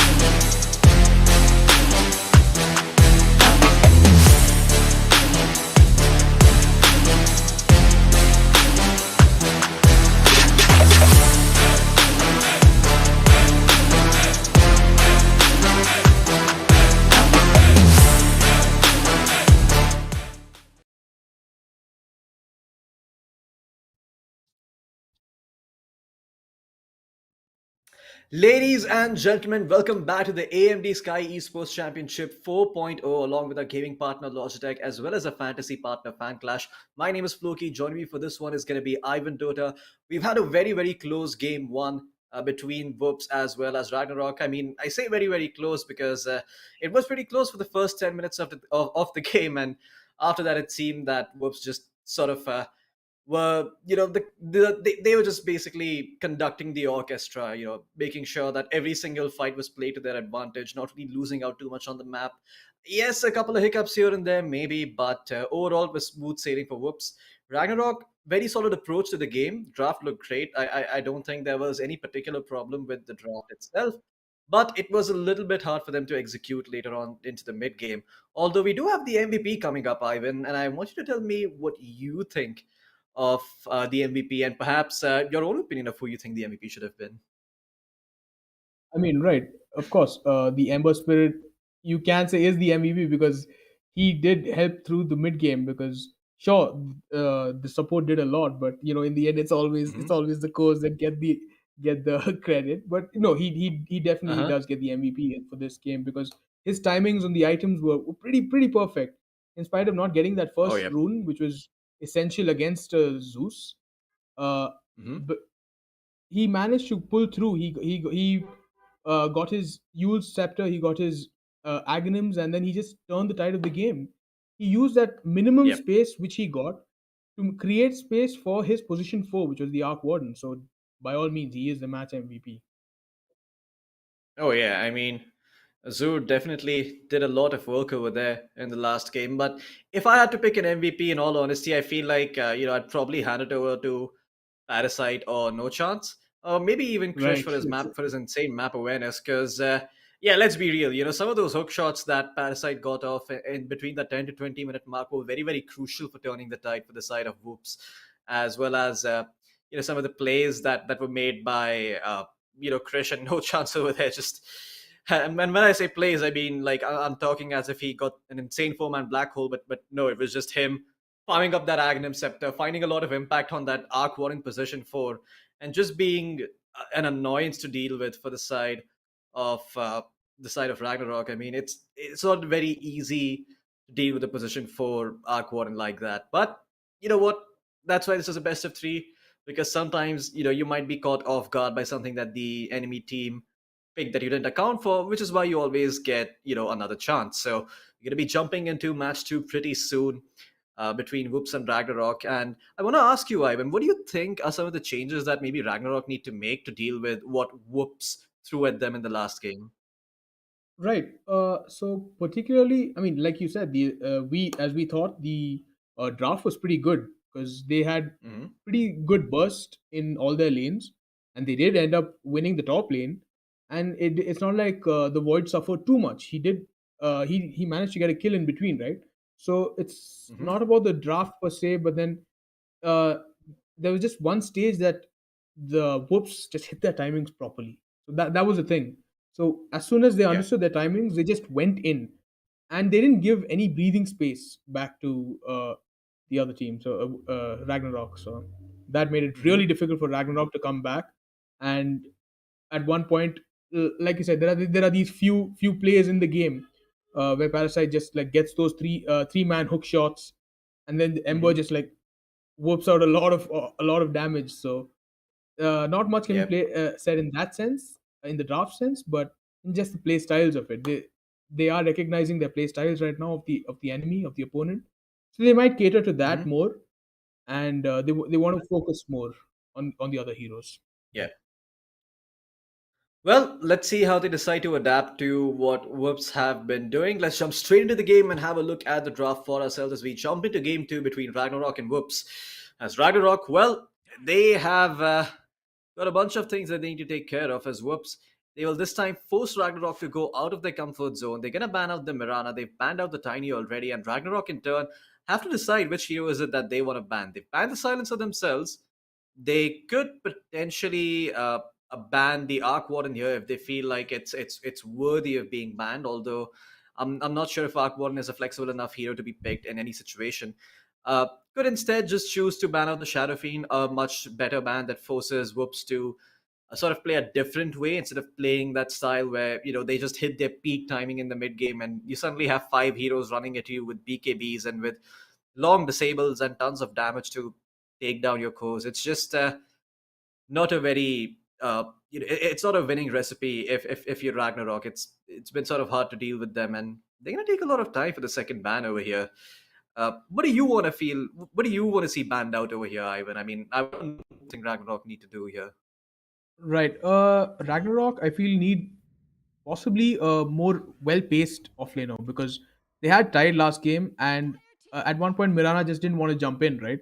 'Cause she Hmm. doesn't want to be snowballed in. Sure, she can get her first skill off and then just jump back out, but at one point you don't want to go into those tanky heroes that don't care about that much damage. If you say the Ember Spirit like the previous game, he just Hmm. slides it off, and then you end up taking a lot of damage. So I Yep. think they need to work a little bit more on their offlane. I'm not sure because I I mean I'm not as good as them obviously, but yeah, I feel that that's where they could work on try and beat Yep. this whoops pace. Yep. Certainly Whoops looks like themselves have taken Whoops themselves have taken Tree and Protector, and that doesn't really say that they're going to be super heavy paced. So they're going to slow it Mhm. down. I feel in the at least in the top lane. Yep. I mean, Treant is a very good defensive support. Just very hard to fight into a Treant Protector. And another thing that I do have noticed is that Treant Protectors have changed up their build. While they usually went for the Nature's Grasp or the Entangling Vines, I'm not too sure what that spell is called. The one where he sends out a bunch of tendrils that slow and deal Right. damage over Right. Yeah. time. Yeah, so that they instead of going for Nature's Grasp, it's called Nature's Grasp. Instead of going for that spell early on, people have been taking up Leech Seed level 1, and it's actually a fairly strong spell now because it did get a few buffs towards cast range. Its damage numbers were improved as well. Its cast point was improved, and it just scales a lot better overall. I mean, at max level, the Leech Seed deals uh, I believe it deals around 300 or 330 damage. And then if you've got a bunch of heroes standing around, it's also a 300 heal. So it's a pretty strong spell line. We'll see how Whoops decide to approach this game. Well, yeah, you got tired of seeing the Arc Warden spark rates? Well, there's still going to be lightning around. There's still going to be Oh dear. a Razor in this game. So there you go. Well, Electricity buzzes on with the Razor pick. I mean, I really didn't think we'd see it considering the amount of disdain there was in the community with this hero oh yeah. right now. So, do you think we'll see the 5 seconds remaining. Bloodstone shard build for this game? Oh yeah, absolutely. I mean, I think if this Razor is position 3, that is what he's going to be going for. And another thing about the Razor is that he actually doesn't pair up too badly with the Treant Protector. I mean, if you do end up running a Treant Razor lane, you can go for the Nature's Grasp, enable the Razor to steal damage with the static link, and it becomes very easy for you to control the wave. Dire Any sort team of ban. carry hero that you're going to be playing, say, like a Morphling or an Ursa or whatever, is going to have a hard time against the Razor because Razor is Radiant just, team ban. well, the best way to describe him would be an anti carry. He takes away your damage. He's got ways to deal with towers where he can buy an Aghanim Scepter and do some tower damage. And he's also got the ability to chase heroes through Dire long team distances ban. thanks to his Storm Surge. That is his third spell. So yeah, Whoops have got a pretty decent pickup over here, answering some of the more annoying carries in the game. Not a lot of heroes left in the pool that deal with Razor if you ban out the Faceless Void. So, yeah, Ragnarok are going to have to think a little bit about their position 1 10 pickup. seconds remaining. In the meantime, though, Tidehunter and Morphling banned out by the side of Whoops, while 5 Ragnarok seconds respond remaining. with an Ember ban as well as a Batrider. Uh, but I'm not too sure how you approach this game if you're Ragnarok, given the heroes that Whoops have banned, because the Dire draft is still team very pick. open ended, and they're gonna have to make the first pick over here. Which role do you want to see picked up here for Ragnarok? Do you want to see the carry being picked up, or is it a mid laner, or is it the off laner? What do you think should be picked up here? I think right now I think they should just pick up the carry because uh, something that can possibly, and they should leave the mid for the last because Hmm. that's going to set the pace and try and stop this Razor because right now you already know you're going to have to deal with the Razor, so you pick up a hero that is okay with some sort of damage reduction, like I don't know, Ursa or something, where Hmm. okay, sure, you take my damage, but eventually I will get back there. And Yep. it is difficult because this Rient also Radiant does team provide pick. armor to heroes. So Of okay, they go for the Queen of Pain. Okay, Yeah. that's an easy escape, I guess, from the and it does set a lot of pace. Hmm. Yeah. Queen of But Pain also potentially decent 10 no, against the yeah, you were seconds Razor. saying remaining. I was just adding on to your point, like also 5 right, right, seconds potentially right. decent remaining. against the Razor if you do decide to be, a little wild today. If you woke up on the rough side of the bed and decide, what, safe lane carry co-op is it. No, no, but then it is a good answer to the Razor, like because of that potential slow that Razor is, right? Uh, you don't want Razor chasing your carry.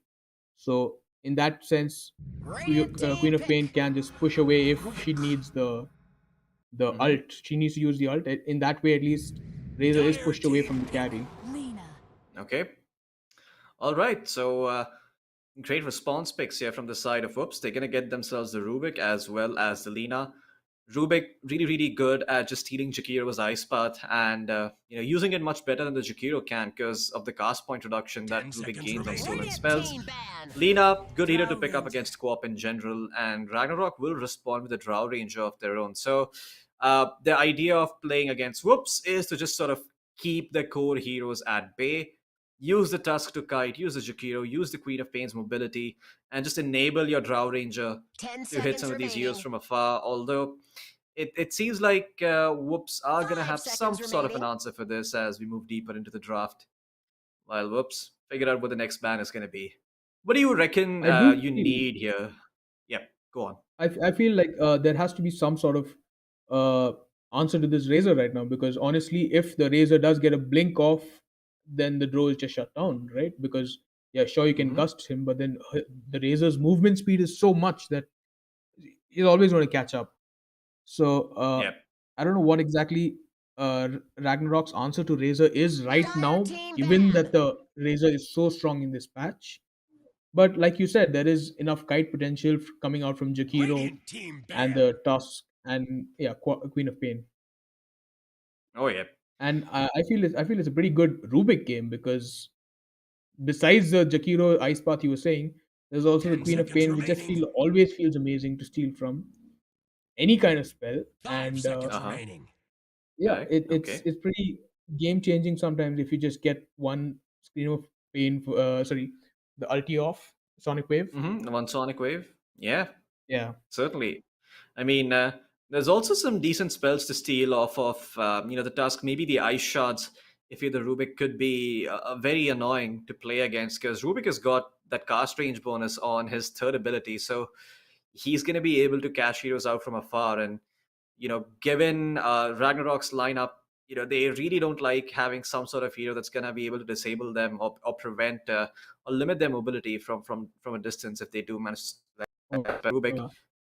Like you mentioned, Because he is probably going to be looking out for the co-op and the Chikiro spells. right, and just because you mentioned the ice bar, the what do you say, the shards, Hmm. that's just free food for Razor then, because anyone stuck in the shards is just Dire Rubik's team just ban. helps Razor get to anyone, especially the Drow, because Drow will need obviously some kind of four staff or Hurricane Pike somewhere in this game, because otherwise she's not getting away from these kind of heroes. Yep. Yeah, I think Drow Ranger is going to have a rough 10 time if he seconds doesn't go for remaining. those items.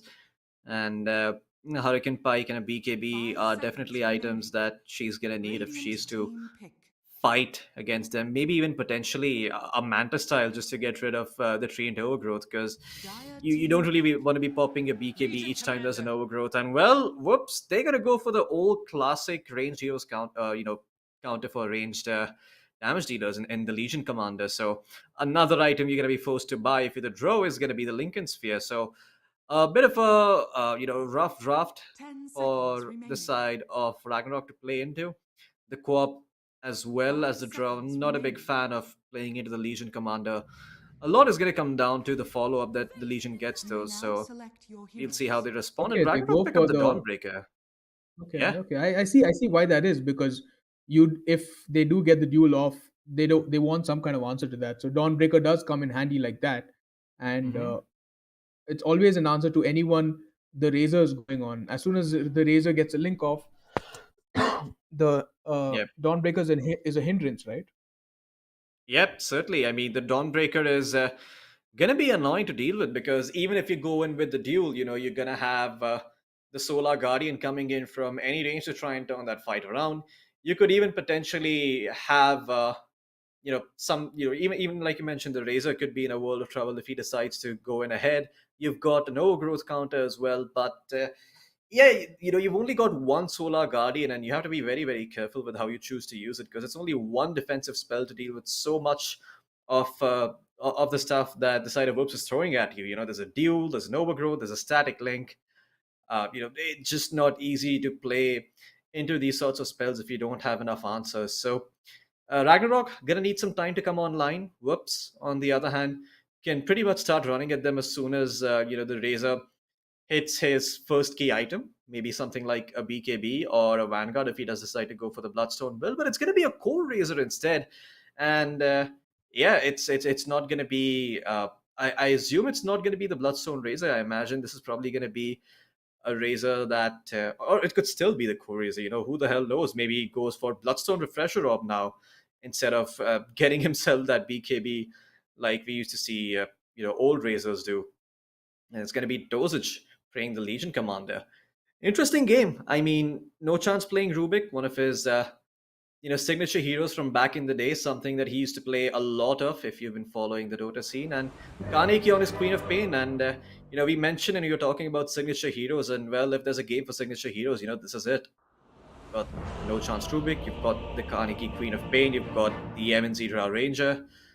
Lots of cool I'm more heroes. interested in, honestly, the Lina. The Lina is actually such a strong laner because she seems like this slept-on hero, but then everyone hates laning against a Lina because she's just so strong. And at one point, she just gets this attack speed out of nowhere, and she becomes such a huge factor. So Yep.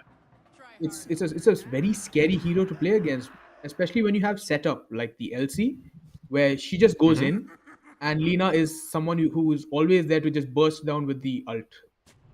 The Laguna Yeah, Blade you've got the Laguna is quite Blade. scary. Oh yeah, a lot is going to be on the shoulders of this Tusk as well as the Jakiro to sort of counter the effects of the deal. They've got themselves an Ice Path. There's a Snowball saved there as well, and if they manage to get those spells off, then they can certainly turn the fight around. But again, you're fighting into a Treant Protector. You have to be a little bit careful. Well, looks like the Dawnbreaker might be able to find first blood here. The lead seed not enough to save the life of the Treant, and looks like MNC will pick up the first blood. Krish might be next as well. Look at that tag team damage coming through. 4 heroes beating down on a single target. Ragnarok will start the game with 3 kills to their name. And whoops, they lost 2 of their cores as well as a Treant Protector. So we do have Queen of Pain taking the Scream of Pain, right? Level 1. So that might put her in Lina's Battle begins. range. So that might Attack make range, it yeah. slightly more difficult. Yeah. But Yeah, it could be. level 1 Drow and Tusk, you really don't want to fight into that, especially with your heavy damage dealer, which is the Treant dying so fast. Oh 'Cause yeah, that I hero, mean, he Pinkman. packs a punch. Yeah, I think he's got the highest base damage in the game at level 1 at around 88 or 89, or is it even above that? It's around that much. It's 90 damage level 1, I believe. So yeah, you definitely don't want to be fighting into that Treant. But speaking of the Treant, he has made his way towards the bottom lane to help out the Razor. So it's going to be a bit of a rough lane for him too, because you're playing into Jakiro as well as a Dawnbreaker. Jakiro is very good at playing keep away, and Dawnbreaker, on the other hand, is very good at punishing heroes Oh, they that get a end up kill going out of on top. position. Yeah, and Pinkman is going to be able to find No Chance, leaving Dosage, to his own Yeah, like devices you here for a said, bit. this level 1 is too strong, right? Right? The tag team and the draw slow. It's just too painful for any Oh, yeah. heroes to handle for level 1. They really need to keep that distance so that they get the levels off. Azura, bottom lane. Mid lane. will pop the fairy fire over here. Kaneki just walking up to him, wants to get that scream off. He might be able to find the Queen of the Lina, and he does. The Queen of Pain succeeds in getting that kill, and the tip comes through as well from Kaneki. He's well aware of what he's managed to accomplish as the Lina steps out of bounds and ends up biting the dust here. He's got it at a good time as well because he's got the bottle off and he's at least going to secure that one rune. So he's got the lane at a good place. He won't push out too far. Yeah, but now the Lina comes back with full HP and full mana. Fortunately for Kaneki, the runes are spawning, so Azura won't be able to make make a lot happen with the mana and the health that he came to lane with. But at the same time, Kaneki is gonna be playing at a bit of a deficit. In the meantime, though, no chance again in the top lane. Gonna be falling as Pinkman on the Tusk is able to find another kill. Rubik ends up going down here. And That's looks the like only there's issue nothing with, that Dosage can do. That's the only Yep. issue with position 4 Rubik, because early game he's just a hero that has that one Fate Bolt spell. And it's difficult to maneuver around, especially when they have a Tusk who just loves one-on-ones when he's in range. So Oh yeah. with the draw behind him, that's always going to be a scary thing. So they do have this frontliner Tusk and Dawnbreaker, which will help draw a lot. So we might see that being a huge factor in saving their team fight. Yep. Certainly, and it looks like Kaneki, he's gotten off to a great start. I wonder if we can see the last hits and deny so we can see who's exactly winning the CS battle. But I imagine the Lina should be drawing even in a lane where she's supposed to be ahead, and that could be a little bit problematic as time goes on. So, whoops. They are going to have a lot to do on their plate. They're going to have to make some space for this Lina to come back online. And, well, speaking of CS, she's actually doing quite well. Lina doing okay. Down in the bottom lane, though, Krish, not so much. He's going to get gone upon by the Jakiro as well as the Dawnbreaker. And looks like Krish will end up biting the dust. Parasite might be following that up soon enough as HBK looking to get the kill on the tree. And there is the Celestial Hammer. Will end up finding... Again, playing to their strength. Tree Level Protector. 3, level 3, they know that they're strong. So Jakiro just uses his spells and he manages to clip both of them. So that's death. That's a short death because Oh, yeah. they really don't want to fight when you don't have the damage taken away. And well, Dosage in the top lane could be in a world of trouble. The tag team still active even though he's in the snowball himself. Great throw coming in from No Chance. Actually cancels the third spell coming out from the draw, but in the end they will still find the LC as MNZ off to a great start in the top lane on the draw ranger. He manages to find a couple of kills, and this was a lane Draw's that pretty was happy with supposed that. to go somewhat well. Yeah. Yeah, Dro's pretty happy with that because the Tusk comes back with pretty good health and regen. Oh, he goes in. Yeah, and that's it. I think Azura might just be dead here to the dagger. No, he did have one single, or rather two bottle charges to help him out, but still gonna be a long walk back to the base and a wave of XP being missed out for him. So this Lina not off to the greatest start here, and it seems like Ragnarock get off to a flying start in this game. I mean, if they keep this up, then whoops, they might not have a chance to come back in this game.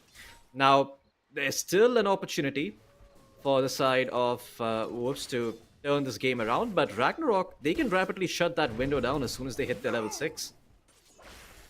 I feel that you were talking about the level 6 there, and Queen of Pain, she's going to get it very soon because she got a lot of XP when Lina wasn't around. They Oh, do yeah. have an engagement going bot with a link. HBK gonna have to be careful. Well, the Starbreaker's there, but because his damage is all gone, it basically tickles the Razor. The Celestial Hammer, though, dealing a ton of damage as Trish continues to stand in the fire, ends up being taken down by Archmage with the dual breath. And now Parasite looking to find some revenge, but Archmage, he's under the safety of his tier 1 tower. There's nothing more to be done here. This Parasite will try to pull the lane back. Oh boy. We never sleep I on mean, the Jakiro just casting free spells because that's going to be super painful. And we do have level 6 come up on Queen of Pain. She does get the rune as well, so she's very strong right now because she could burst down the Lina potentially. Illusion. yeah. Gonna need some more mana to do that on the Queen of Pain, but HBK in the bottom lane manages to find Parasite, so Great start, and Azura will find himself 2 bounty runes. And help him get some HP back. Uh-oh. Looks like MNZ might be a little bit out of position here. They're diving No Chance pretty hard. He's got the press the attack available, keeping him alive longer than he's supposed to be. No Chance still surviving. On a sliver of HP, the salve is going to be popped. Pinkman, he's got no spells whatsoever. Diving the tower. The draw will end up biting the dust as Azura. He's managed to rotate to the top lane, and he kills off the draw ranger. While Pinkman is going to be forced to TP out with his tail between his legs, as Ragnarock overextend and get punished heavily. Great rotation by the Lina, ends up finding a kill, a streak rather, on the Draw Ranger. Yeah, that took way too much time to kill the Rubik, and then Rubik just used that to his advantage. He just goes up and salves. It was a vision game there, honestly, because it was nighttime, and the Tusk couldn't always get vision on the Rubik, so the LC just kept hitting the Draw, and out of nowhere, this Lina comes up and finishes off the kill. And it looks like the Tusk will end up falling at the hands of the Lina as, okay, Kaneki is trying to make something happen over here. Krish in a world of trouble. He TP to the bottom lane, doesn't have his level 6. 3 heroes on top of him. The Sonic Wave is going to finish him off. The Lina tries to help out her buddy, but there's only so much that she can do. And now, I think the Lina... Okay, never mind. I guess the Laguna Blade was still available on Azura as he deletes Kaneki off the map, but he will still pay for it with his life as HBK as well as Archmage get the experience for both of those skills. And yeah, they're going to be very, very happy with the way this game is turning out. Even though Kaneki ends up dying, it's still a good trade for Ragnarok. Oh, man. I mean, Ragnarok, we talked about how last time they had their foot on the gas pedal and then it just sort of slipped after Whoops made a couple of moves. This time around, though, yeah, they've gone full Euro mode. They are pressing the button on the gas, and you'll see just how much more they can do as time goes on. No Sonic Wave for the moment, so there will be some respite for the side of Whoops, but soon enough as it's back up, it's gonna be a little bit troublesome for Krish to play this game. He does have the Arcane Boots finished up though, so can farm away in the jungle with that Plasma Field. But it's not as efficient as a tool, I think, when you compare Draw and the Plasma Field. I mean, it'll suck for the Razor to get out of lane this early on, because eventually this Dawnbreaker is going to be pretty strong after some time, especially with the Jakiro right behind her. It's going to become unlaneable against, so the Razor is just forced to get out with the Lina rotation as well. Speaking of which, the Dawnbreaker 6 coming in handy here up in the top lane as the LC tried to find a duel but was unsuccessful. Just didn't have the damage to bring down any of those heroes. And with the Solar Guardian as well, they're able to get the return kill. And maybe even transition into a top tier 1 push. Dire's middle tower is under attack. Dire's structures are fortified. Looks like Azura Lina's slowly slightly different. working towards. Yeah. And towards that Maelstrom, I'm gonna hold on to that thought for a moment because looks like the Jakiro is gonna end up going down in the bottom lane, while in the top lane the Rubik also falls. But yeah, the Lina going for a slightly less greedy build, skipping the Boots of Travel, going straight into the Maelstrom, recognizing that they need some damage and they need it now, otherwise they're gonna start getting run over from the side of Ragnarok.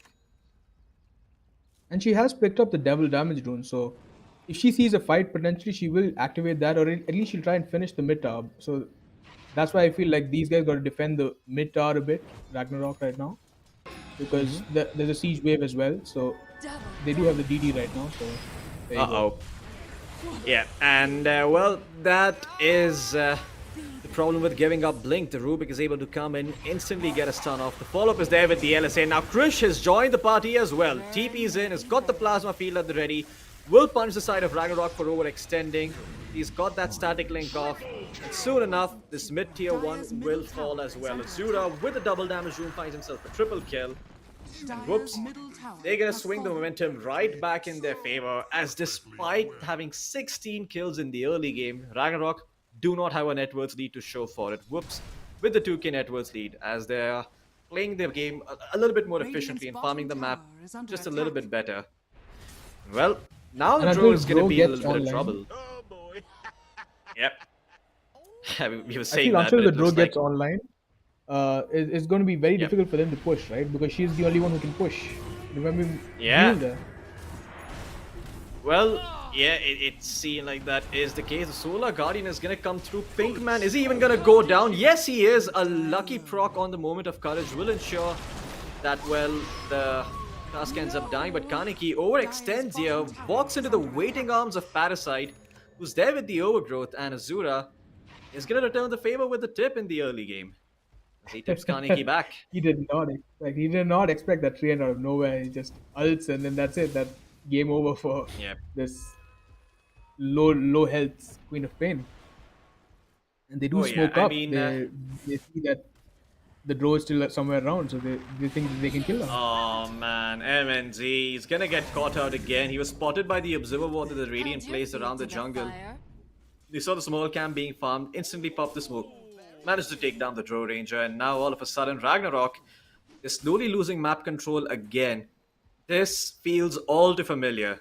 This is like deja vu, where in the first game, MNZ, I mean, he might not have had as flying of a start as this game, but had an okay start, did snag a kill, but again, whoops. They converge upon that mid-tier one. They're able to make a play off of a double damage rune, and soon enough, out of nowhere, looks like the side And of we still Ragnarok. don't have Yep. any towers on the side of the Dire because of this Treant Protector. Sorry, the Treant Protector's I third mean- skill is just too strong, right? Radiant's bottom tower is under attack. I mean, he's been keeping an eye on those tier 1s, trying to keep them alive as long as possible. And looks like the side of Ragnarok will be able to find an exchange here down in the bottom. Again, it's not an exchange that really favors them. Kaneki going to be picking up the Sanj and Kaya soon on that Queen of Pain. Had a fantastic start to the game, but not really able to convert that into a significant item lead. Didn't really find any item that would turn the tide of this game, or at least favor them a lot more. I think honestly it was the DD that the Lina picked up in between.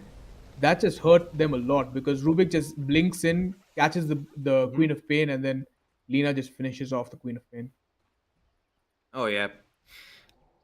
A bit of a rough game here for the side of Ragnarok once again, as the mid game rolls around and Whoops just better at making moves around the map. Krish, well aware of the fact that they are potentially over here near the mid tier 1. The static link directly on top of the draw, along with the LSA as well, getting all the damage stolen. But look at that beautiful Sonic Wave crushing the side of Whoops, as the Lina as well as the Tree Protector are going to go down. The duel comes through. MNZ being kept alive courtesy of the snowball, but for how much longer? That's the question. Krish, he's stolen a bunch of damage, but looks like he won't be surviving much longer. The macro fire comes through as well from the Jakiro, and this fight, I mean, blows being exchanged left, right, and center, but in the end, Ragnarok will come out on top as they manage to find 4, while the only person alive to tell the tale is Rubik, or no chance on the side of Whoops. And Ragnarok, that We fight still haven't seen a little bit too duel. A, close.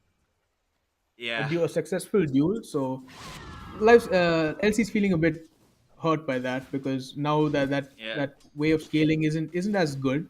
So, and now this Jakiro has suddenly become a problem because he was positioned in such a way that no one could get at him, and he got off all his spells on 3 people in that small fight, and then they just started burning to the double-headed dragon. Yep.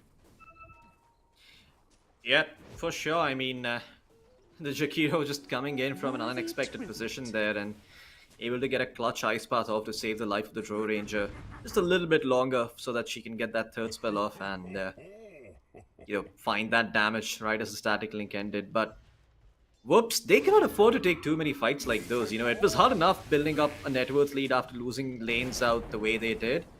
And if they are to continue scaling into this game, they really need to find some favorable fights. Krish is yet to find the Bloodstone on the Razor, but despite having a rough early start, he's recovered rather well. He's got the Soul Booster on him, he's got himself the Hood of Defiance as well, he's going to pick up the Voodoo Mask, and yeah, once he has the Bloodstone, life is going to get a little bit easier for this Razor as he can go around the map farming a bit more. I'm going to hold on to that thought though, because in the bottom lane, they've managed to find the Dawnbreaker, as finally Whoops will see some bonus damage on the Legion Commander, but back towards the mid lane, Parasite's going to end up dropping, as Ragnarok are able to find some sort of exchange. Not the most favorable one, not one that's going to transition into a mid-tier 1 push either, but it's something. My lightning fall. This time they duel the Dawnbreaker, so there was no save from afar, and that just finally gave LC the duel she really needs, because right now she can't really solo kill anyone, so that just makes it Mhm. more difficult for the Radiant, because now we need their mid laner to always be behind the LC so that it ensures the dual damage, because there's a lot of save potential which is now evident Yep. in the form of the duels, sorry, the snowball and the ice path. Oh yeah.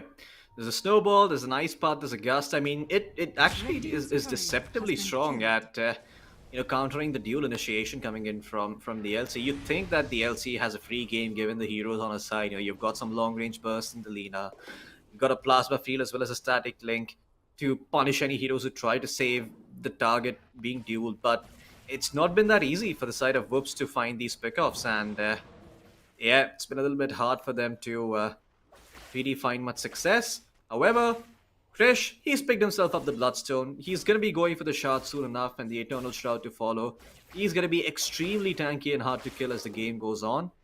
But there is a silver lining here for the side of Dire's middle Ragnarok. tower It's their is early under lead, and it's attack. also the fact that Drow Shard does reduce the amount of HP you recover. So you get 7 stacks of hypothermia off, or even 4 or 5 stacks of hypothermia on that Razor while he pops the Bloodstone.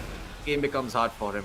And look at that, Chris, just no fear whatsoever. He sees heroes waiting for him under that observer ward, turns around and punishes the side of Ragnarok as Pinkman might just be next. The Plasma Field does not end up catching him. And Pinkman will be able to just TP out of there. Overall, not a bad outcome for Ragnarok. They pull the side of the Radiant away from the top lane, and they only find a position 5 from. They do see that the Razor now has the Bloodstone, so they'll be more careful about stuff. So that might, like you said, make the Drow Ranger pick up the shard and stop that regeneration, because that regeneration is all what this Razor shard does, right? I mean, like does for Yep. his build. I mean, his shard enables him to, what his shard does is basically cast, a 175 damage lightning ray. I'd call it. I'm gonna have to hold on to that thought because it looks like there's gonna be a duel coming through onto the Tusk. However, he's being kept alive by the Solar Guardian, and in fact, it's gonna be Dosage who loses his life here as there's not enough follow up. Sonic Wave flips absolutely nobody. Blink through from Parasite, from Kaneki onto Parasite, and Parasite will also end up dying here. No chance though. Didn't manage to steal the ice path. So they they get at least a good spell out of that, but the overall fight does favor Ragnarok. And now Ragnarok, they can have some they could potentially go group up for that mid tier one if they'd so prefer. MNZ was showing in the bottom lane. Kaneki gonna blink in though, and there's the ice path. The immediate punish coming through from the side of the Radiant as Kaneki gets a little bit too greedy, and his supports were not in position to cover him there. Radiant's The middle Sanj, tower I mean, is the under Kaya attack. and Sanj not doing as much as is, but it is the right way to go, right? Because there's a duel and the ice path if the Rubik picks it up. So I get why Yeah. she went Radiant are scanning. Sanj and Kaya. Oh yeah.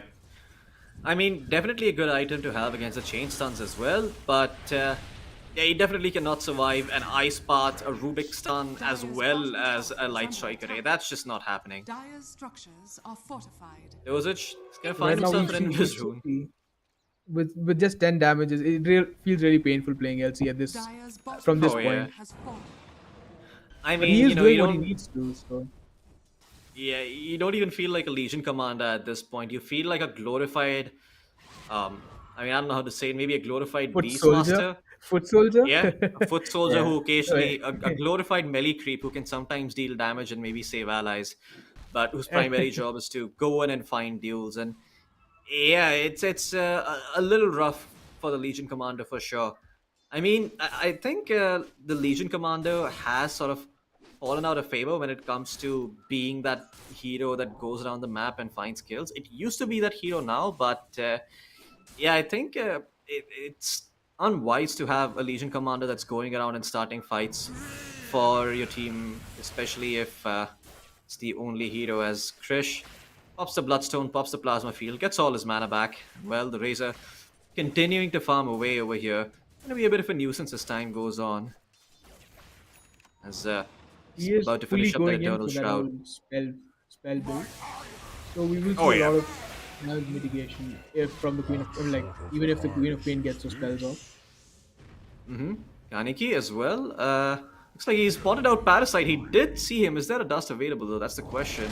Well, they're unaware. Looks like the overgrowth is going to be there, while on the other side of the map, they did end up losing the Dawnbreaker, so there's no Solar Guardian for this fight, and now the Queen of Pain might just end up falling as a result of it. No! She survives, courtesy of the Ice Path coming in from Archmage, as well as MNZ, who's managed to join the fight.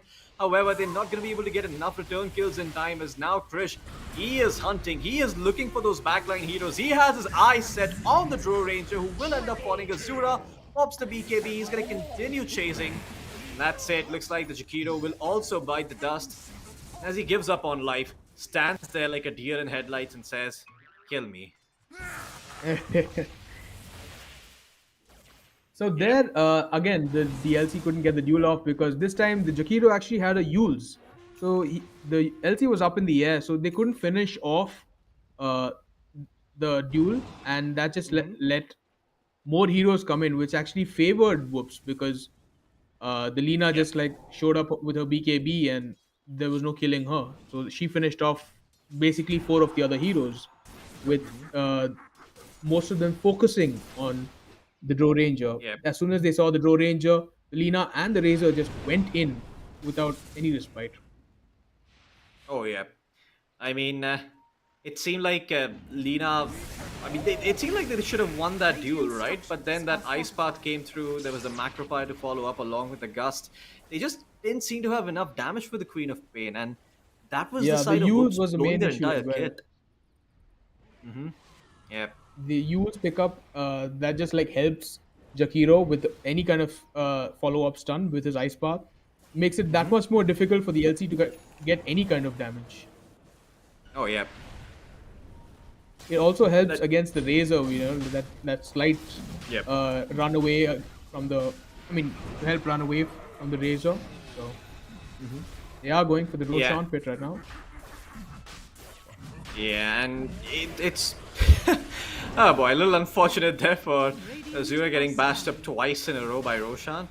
Asterisk is like, you know what? Just leave my buddy alone. You can beat up on me instead, Roshan, as they're looking to get themselves the Aegis here. Archmage gonna throw the Macropire. There's a Ice Path there covering the Lina, and looks like they will be able to find the Aegis, but a fight will be forced. Sonic Wave Pop does not really catch anyone. Does manage to take down Krish's Korea and Parasite, but that's about all they're gonna get. Quick return kill picked up by Doze as well on the Legion Commander. Drow being static linked up, but the Hurricane Pike will come through, and looks like the Razor will lose his life. Azura, he's got himself the Aegis, but is it gonna be enough? The Gleipnir through onto the Drow as well as the Queen of Pain, but he might just fall here. The Ice Path is there to follow up, and the Ice Path from the Rubik is gonna end up missing, but it looks like the BKB is available on the Lina. She will be able to turn this fight around.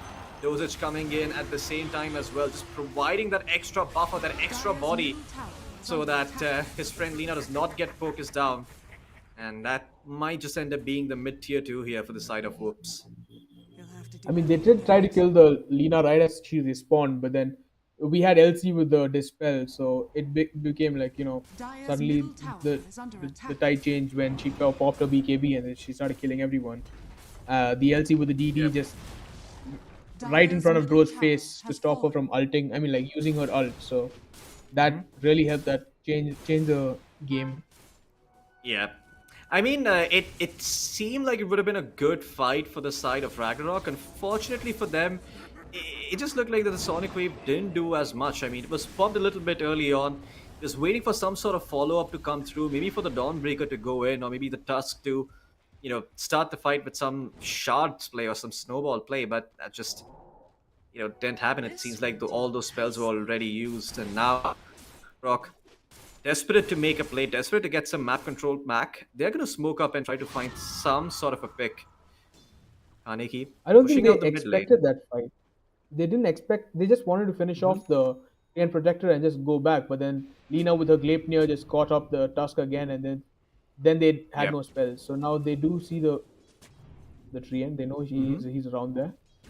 Parasite gonna be spotted out. The Ice Path misses, but it's more than enough to force the Treant away from the trees, break that invisibility. And that's a kill going the way of MNZ. Not the most ideal hero to catch, especially when you pop a smoke, but Ragnarok will still take that. The question is, can they convert this pick into something more meaningful and something more significant?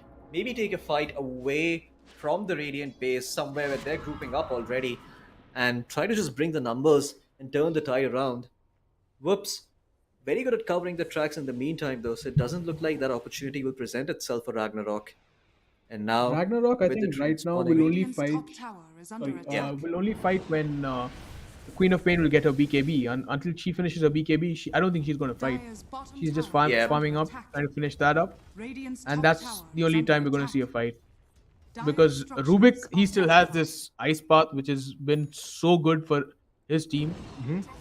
It makes it Yeah. really difficult to fight into right now. Dyer's bottom tower is under Yeah, attack. certainly. I mean, it's been a little bit difficult for Dyer's bottom tower the side has of fallen. Ragnarok to get a clean Radiant's fight, top and, tower and is like you under mentioned, attack. it's Radiant's top tower the Rubik has is pretty fallen. much the only reason. But Ragnarok still have the ability to take down any hero that they catch with the Walrus Punch. You know, they've got the burst in the form of the Dawnbreaker as Radiant's well as the top Queen of tower Pain is Sonic under Wave. attack.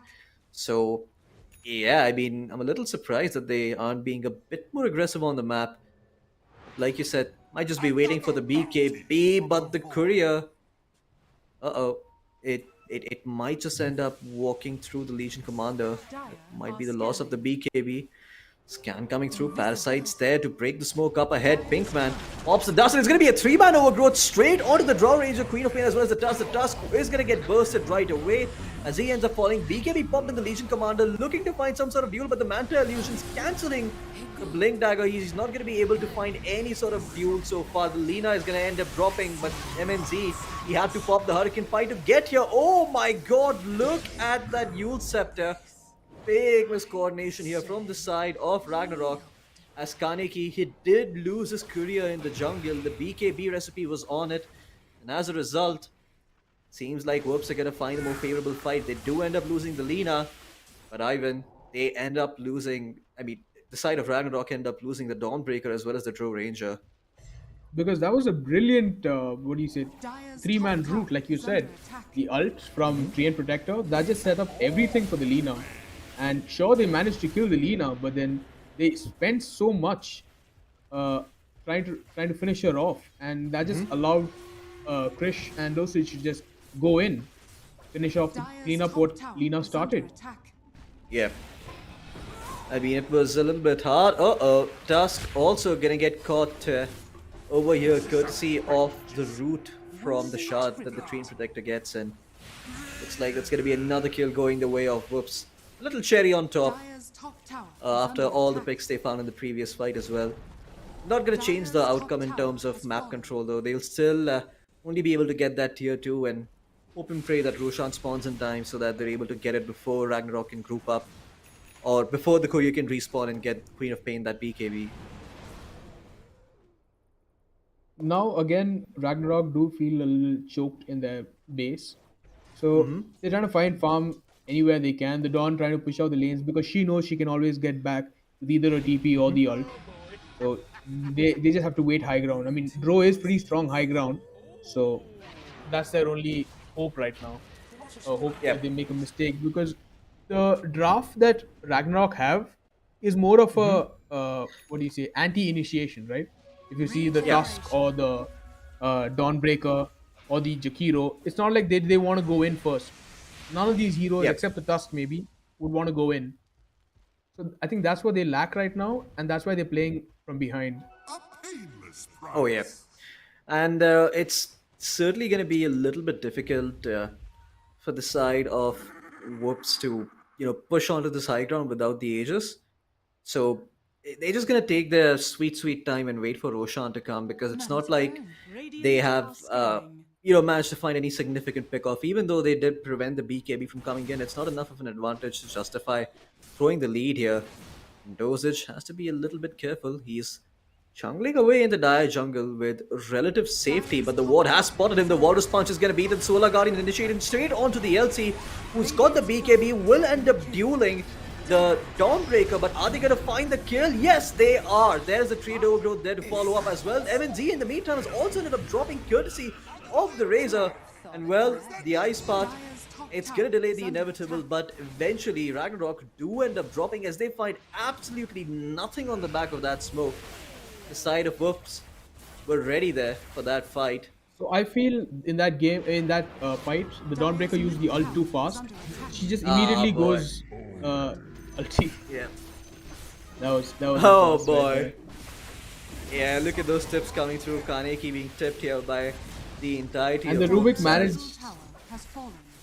Uh-huh. Sorry, you said the Rubik managed to Yeah. steal Barracks are under attack. the Yeah. Dawn ult, and that just helped Mm-hmm. LT finish off the duel Dire's even middle better. barracks has fallen. Oh, They were wow. all full health, and Dire's yeah. structures are fortified. I didn't notice that actually. Dire's top Good tower catch. I mean, Yeah, yeah, able to Rubik's find the stone. Solar Guardian. Yeah, definitely.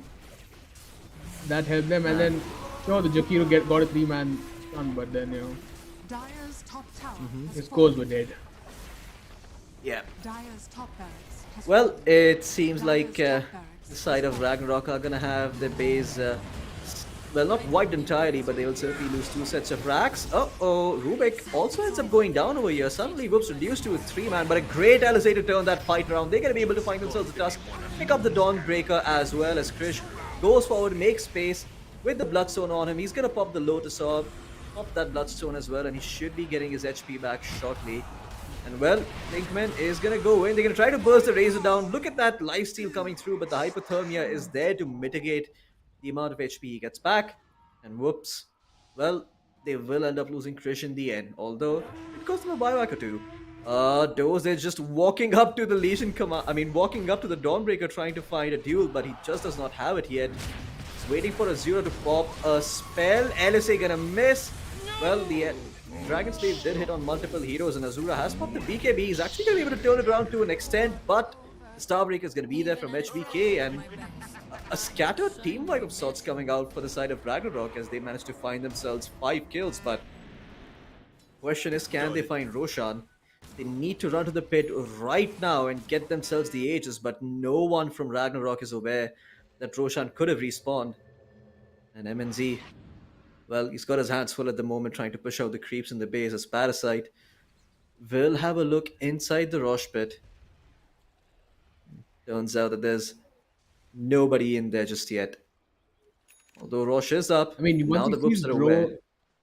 Drows in the jungle, so I don't think they have any potential to kill the Roshan just by themselves.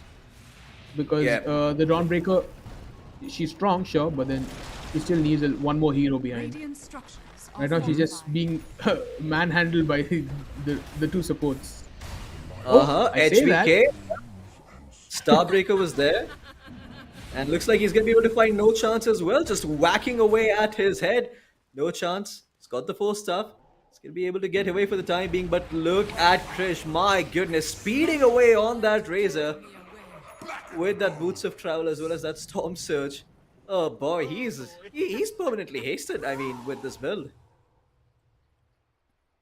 Yeah, Yeah. he's too fast. I mean, like, no one can actually stop him because he just goes at one hero, and then what do? Sure, you have a Hurricane Pike and all that stuff, but then once he sets his eyes on his target, it's over. Because right now, and now the Roshan is up for grabs because they know the Dawnbreaker is down for 70 seconds. So they might take up the Roshan with Lina hitting super hard. Yep. Okay, they choose to And set up. yeah, they're looking to find a kill over here, or looking to find a pick off. They know that the Dawnbreaker's not there because she just popped a buyback in the last fight. Doze is trying to go in, but is going to get punched up in the air by the Tusk. Unfortunately, there was no follow-up available from the Queen of Pain. The Jakiro will also end up dropping as Kaneki tried to make his way towards the fight, was just a bit too late. And MNZ just cannot do enough all by himself. He has too many defensive items. In fact, whoops, they're just going for the game. They know that there's no buyback available on the Dawn, no buyback available on the Tusk. Jakiro dead for 46. They want to force another buyback and maybe then paddle back towards Roshan instead, but buybacks are not being popped. Archmage is going to pop it now, but it's just a bit too late. They've also managed to find themselves the Drow Ranger, courtesy of the Lina, catching them off guard with the Gleipnir. Looks like that's going to be it. MNZ, no buyback available. Might just be the game as the side of Whoops start hitting away at their throne. This game should be done for. As looks like they're gonna try one time to bring down the Rubik, but they're not even gonna succeed in doing that. No chance, still alive. Pops the Starbreaker, does not Oh take the my damage from the god. dagger, and he will get denied by Parasite in the end. Oh boy. Beautiful plays coming out from the side of That was a top 10 anime between. yeah. And that's to me the biggest anime betrayal I've seen in my life. And it's like Whoops will take this, a clean 2-0. They're gonna manage to get themselves the favored seed going into phase 2 of the Skyesports Championship 4.0. And yeah, it's just another day at the office for all of them. Parasite, just no concern whatsoever. And now the look of disgust on his face as they do end up taking the series to a valiant attempt by Ragnarock nonetheless. They really did try to make a comeback. They tried to match the tempo that Whoops brought to the table, but made just a few too many mistakes in the mid game. And Whoops, again, a bit too strong for the side of Ragnarok here as they managed to take them down despite the amazing early start that Ragnarok had. I think Ragnarok pretty much won every single lane. They won the mid lane pretty hard on the Queen of Pain. They forced the Lina out for a couple of waves. Yes, Kaneki didn't have the best farm, but the Lina was on the level. Bottom lane as well didn't go the best for the Razor as the Razor got ganked quite heavily, entering the 10 to 20 minute phase. But despite all of that, it doesn't seem like the side of Ragnarok were able to really convert that into a significant advantage. And it's pretty much the same theme from the first game. They have that great early game. They're able to get themselves first blood. They're able to get themselves a bunch of kills to start the game off, but it doesn't turn into anything significant. Right. And Ah, we were talking about how LC had a tough time in the beginning, but then she did what she had to do, right? She had to tank a lot of spells, she had to set up kills. So she did that. And in that sense, I felt Dosage played really well. And that just helped Lena become this monster like she was. If you look at the stats, she's like 27 kills. I mean, that's unheard mhm. of, right? Because at Yep. this kind of play where she just murders everyone and just goes through every and then finishes off the towers, it becomes really difficult for Ragnarok to pick up. Yep.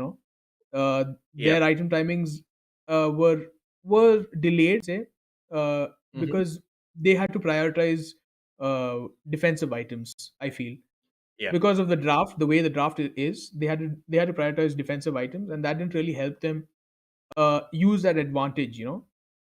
Uh, Yeah. if it was with the Queen of Pain, she had to go for the Kai and Sanj. It's strong, but it's not as helpful as, let's say, uh I don't know. Yeah. Yeah, I mean, a Witchblade or an Orchid, there's a lot of items that the exactly, Queen right. of Pain can Yeah, go for. exactly. Yeah. So, yeah, I mean, But I then and agree. I then mean, LC, of course, she has the dispel, right? So it's difficult to draft into. It's just a draft. Oh yeah, my gosh, yeah, that highlight hilarious. was pretty funny. Yeah, the Laguna played on a blinking co-op. So Well, yeah, this Dawnbreaker, that's all she could do, right? She could delay the game because of her ult, and that's why I think the mhm, game lasted as long as it did. Because once again, these heroes got their timings. Lina and the Razor, mhm, Krish, he played very well. They just moved on. They just super fast snowball yep, them. And Rubik, I mean, of course, I cannot say enough. He played so well. He had such good spells. He stole, and he used so well. mhm. So yeah, kudos to Rubik as well. Yeah, certainly. I mean, no chance definitely made it a spectacle on his Rubik as he stole spells left, right, and center, turned the game around on its head. And yeah, there was really not much that the side of Ragnarok could do once Whoop started hitting their stride. Once they got that Bloodstone on the Razor, once they started to get those crucial items on Lina like the BKB and the Gleipnir, the game just became extremely hard for the side of Ragnarok. They just needed way too many defensive items, and they weren't nearly aggressive enough with the rest of their heroes to sort of justify picking up, a Drow Ranger as well as, a Queen of Pain. It didn't seem like they could wait long enough to pick their favorite fights because Whoops was just forcing them left, right, and center. Well, And that is why they won. Well played yeah, by looks Whoops, like. though. I mean, those are the highlights of this game as you're going to see once again MNZ dying to that Razor, unfortunately, and yeah, it was just a little bit painful. Yeah, bit of a highlight here as no chance struggled to keep himself alive. He's gonna get the Starbreaker off, but yeah, we're gonna be having the MVP screen coming up soon enough, and I want to hear from you, Ivan. I mean, who's your MVP pick for this game? I have mine, and I'll It tell has you to be later. the Lena.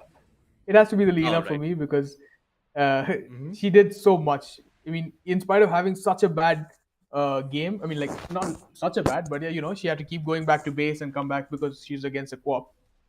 She Mm-hmm. still managed to pull through. She didn't give up too many kills, and the way he played Lena was spectacular because he knew that in the end it doesn't matter. It doesn't Yeah. matter. So yeah, you can tell me your guess now. Agreed. I mean, I was going to say the same thing. I was going to say Lena because it felt like after that rough early start, the Lena still managed to recover very, very well. And well, is it really a surprise that it is going to be Azure who gets crowned the MVP of this game? On that Lena, despite that rough laning phase, managed to get himself that early Maelstrom, picked up the BKB and the Boots of Travel, and was just a nuisance overall to deal with for the side of the Dire as he had, a secondary catch in the Gleipnir, even though you have Overgrowth, you have Duel, you have Telekinesis, you have all these amazing disables. Now all of a sudden there's also a Gleipnir or a Root to deal with, and Roots are particularly annoying for ranged heroes because you can build a Gleipnir and force a carry to buy a Mantis Star and a Hurricane Pike, but if they already need those items for other spells like an Overgrowth or maybe like a Duel, like how do you answer the Gleipnir? I mean, the only answer is a BKB. And well, your BKB usage might has to be really, really good in order to make sure that you're able to turn the fight around on its head and you're able to take the game. So yeah, great stuff coming out from Azure. Great itemization as well, as he's going to get the match MVP. And I believe that might be it for this best of three. I think this one's done and dusted. I'm not sure if we have another game coming up. I think this is going to be it for today. We don't really have another game lined up for ourselves at the moment.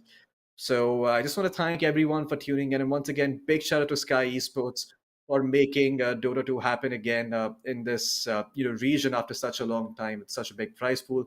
Although before we go, let's have a look at what's going to unfold in the days to come. Let's have a look at the brackets and see what's going to happen in the upcoming games as phase two. Well, if you're wondering what it's going to look like, it's going to be Neon Esports going up against Ragnarock, while Whoops go up against the side of Reaper hashtag. So yeah, that's going to be the phase two of this tournament, and let's find out who's going to be winning because it's going to be an interesting tournament starting tomorrow. We're going to have the best SEA teams going up against the best Indian teams, and it's truly going to be something to watch because yeah, people have often answered the wondered and asked themselves the question, how well does India fare at the international stage? And I think this is going to be the litmus test again.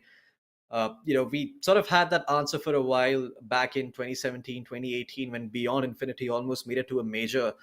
Uh, I believe it was the Manila major where they lost to Fnatic. So it was the furthest any Indian team had gone in the history of Dota. But yeah, this time around they're playing up against the likes of Neon Esports and hashtag Reaper. And the question is, have they improved over the course of time? Have they really managed to make it to that Southeast Asian level, or is there still something lacking?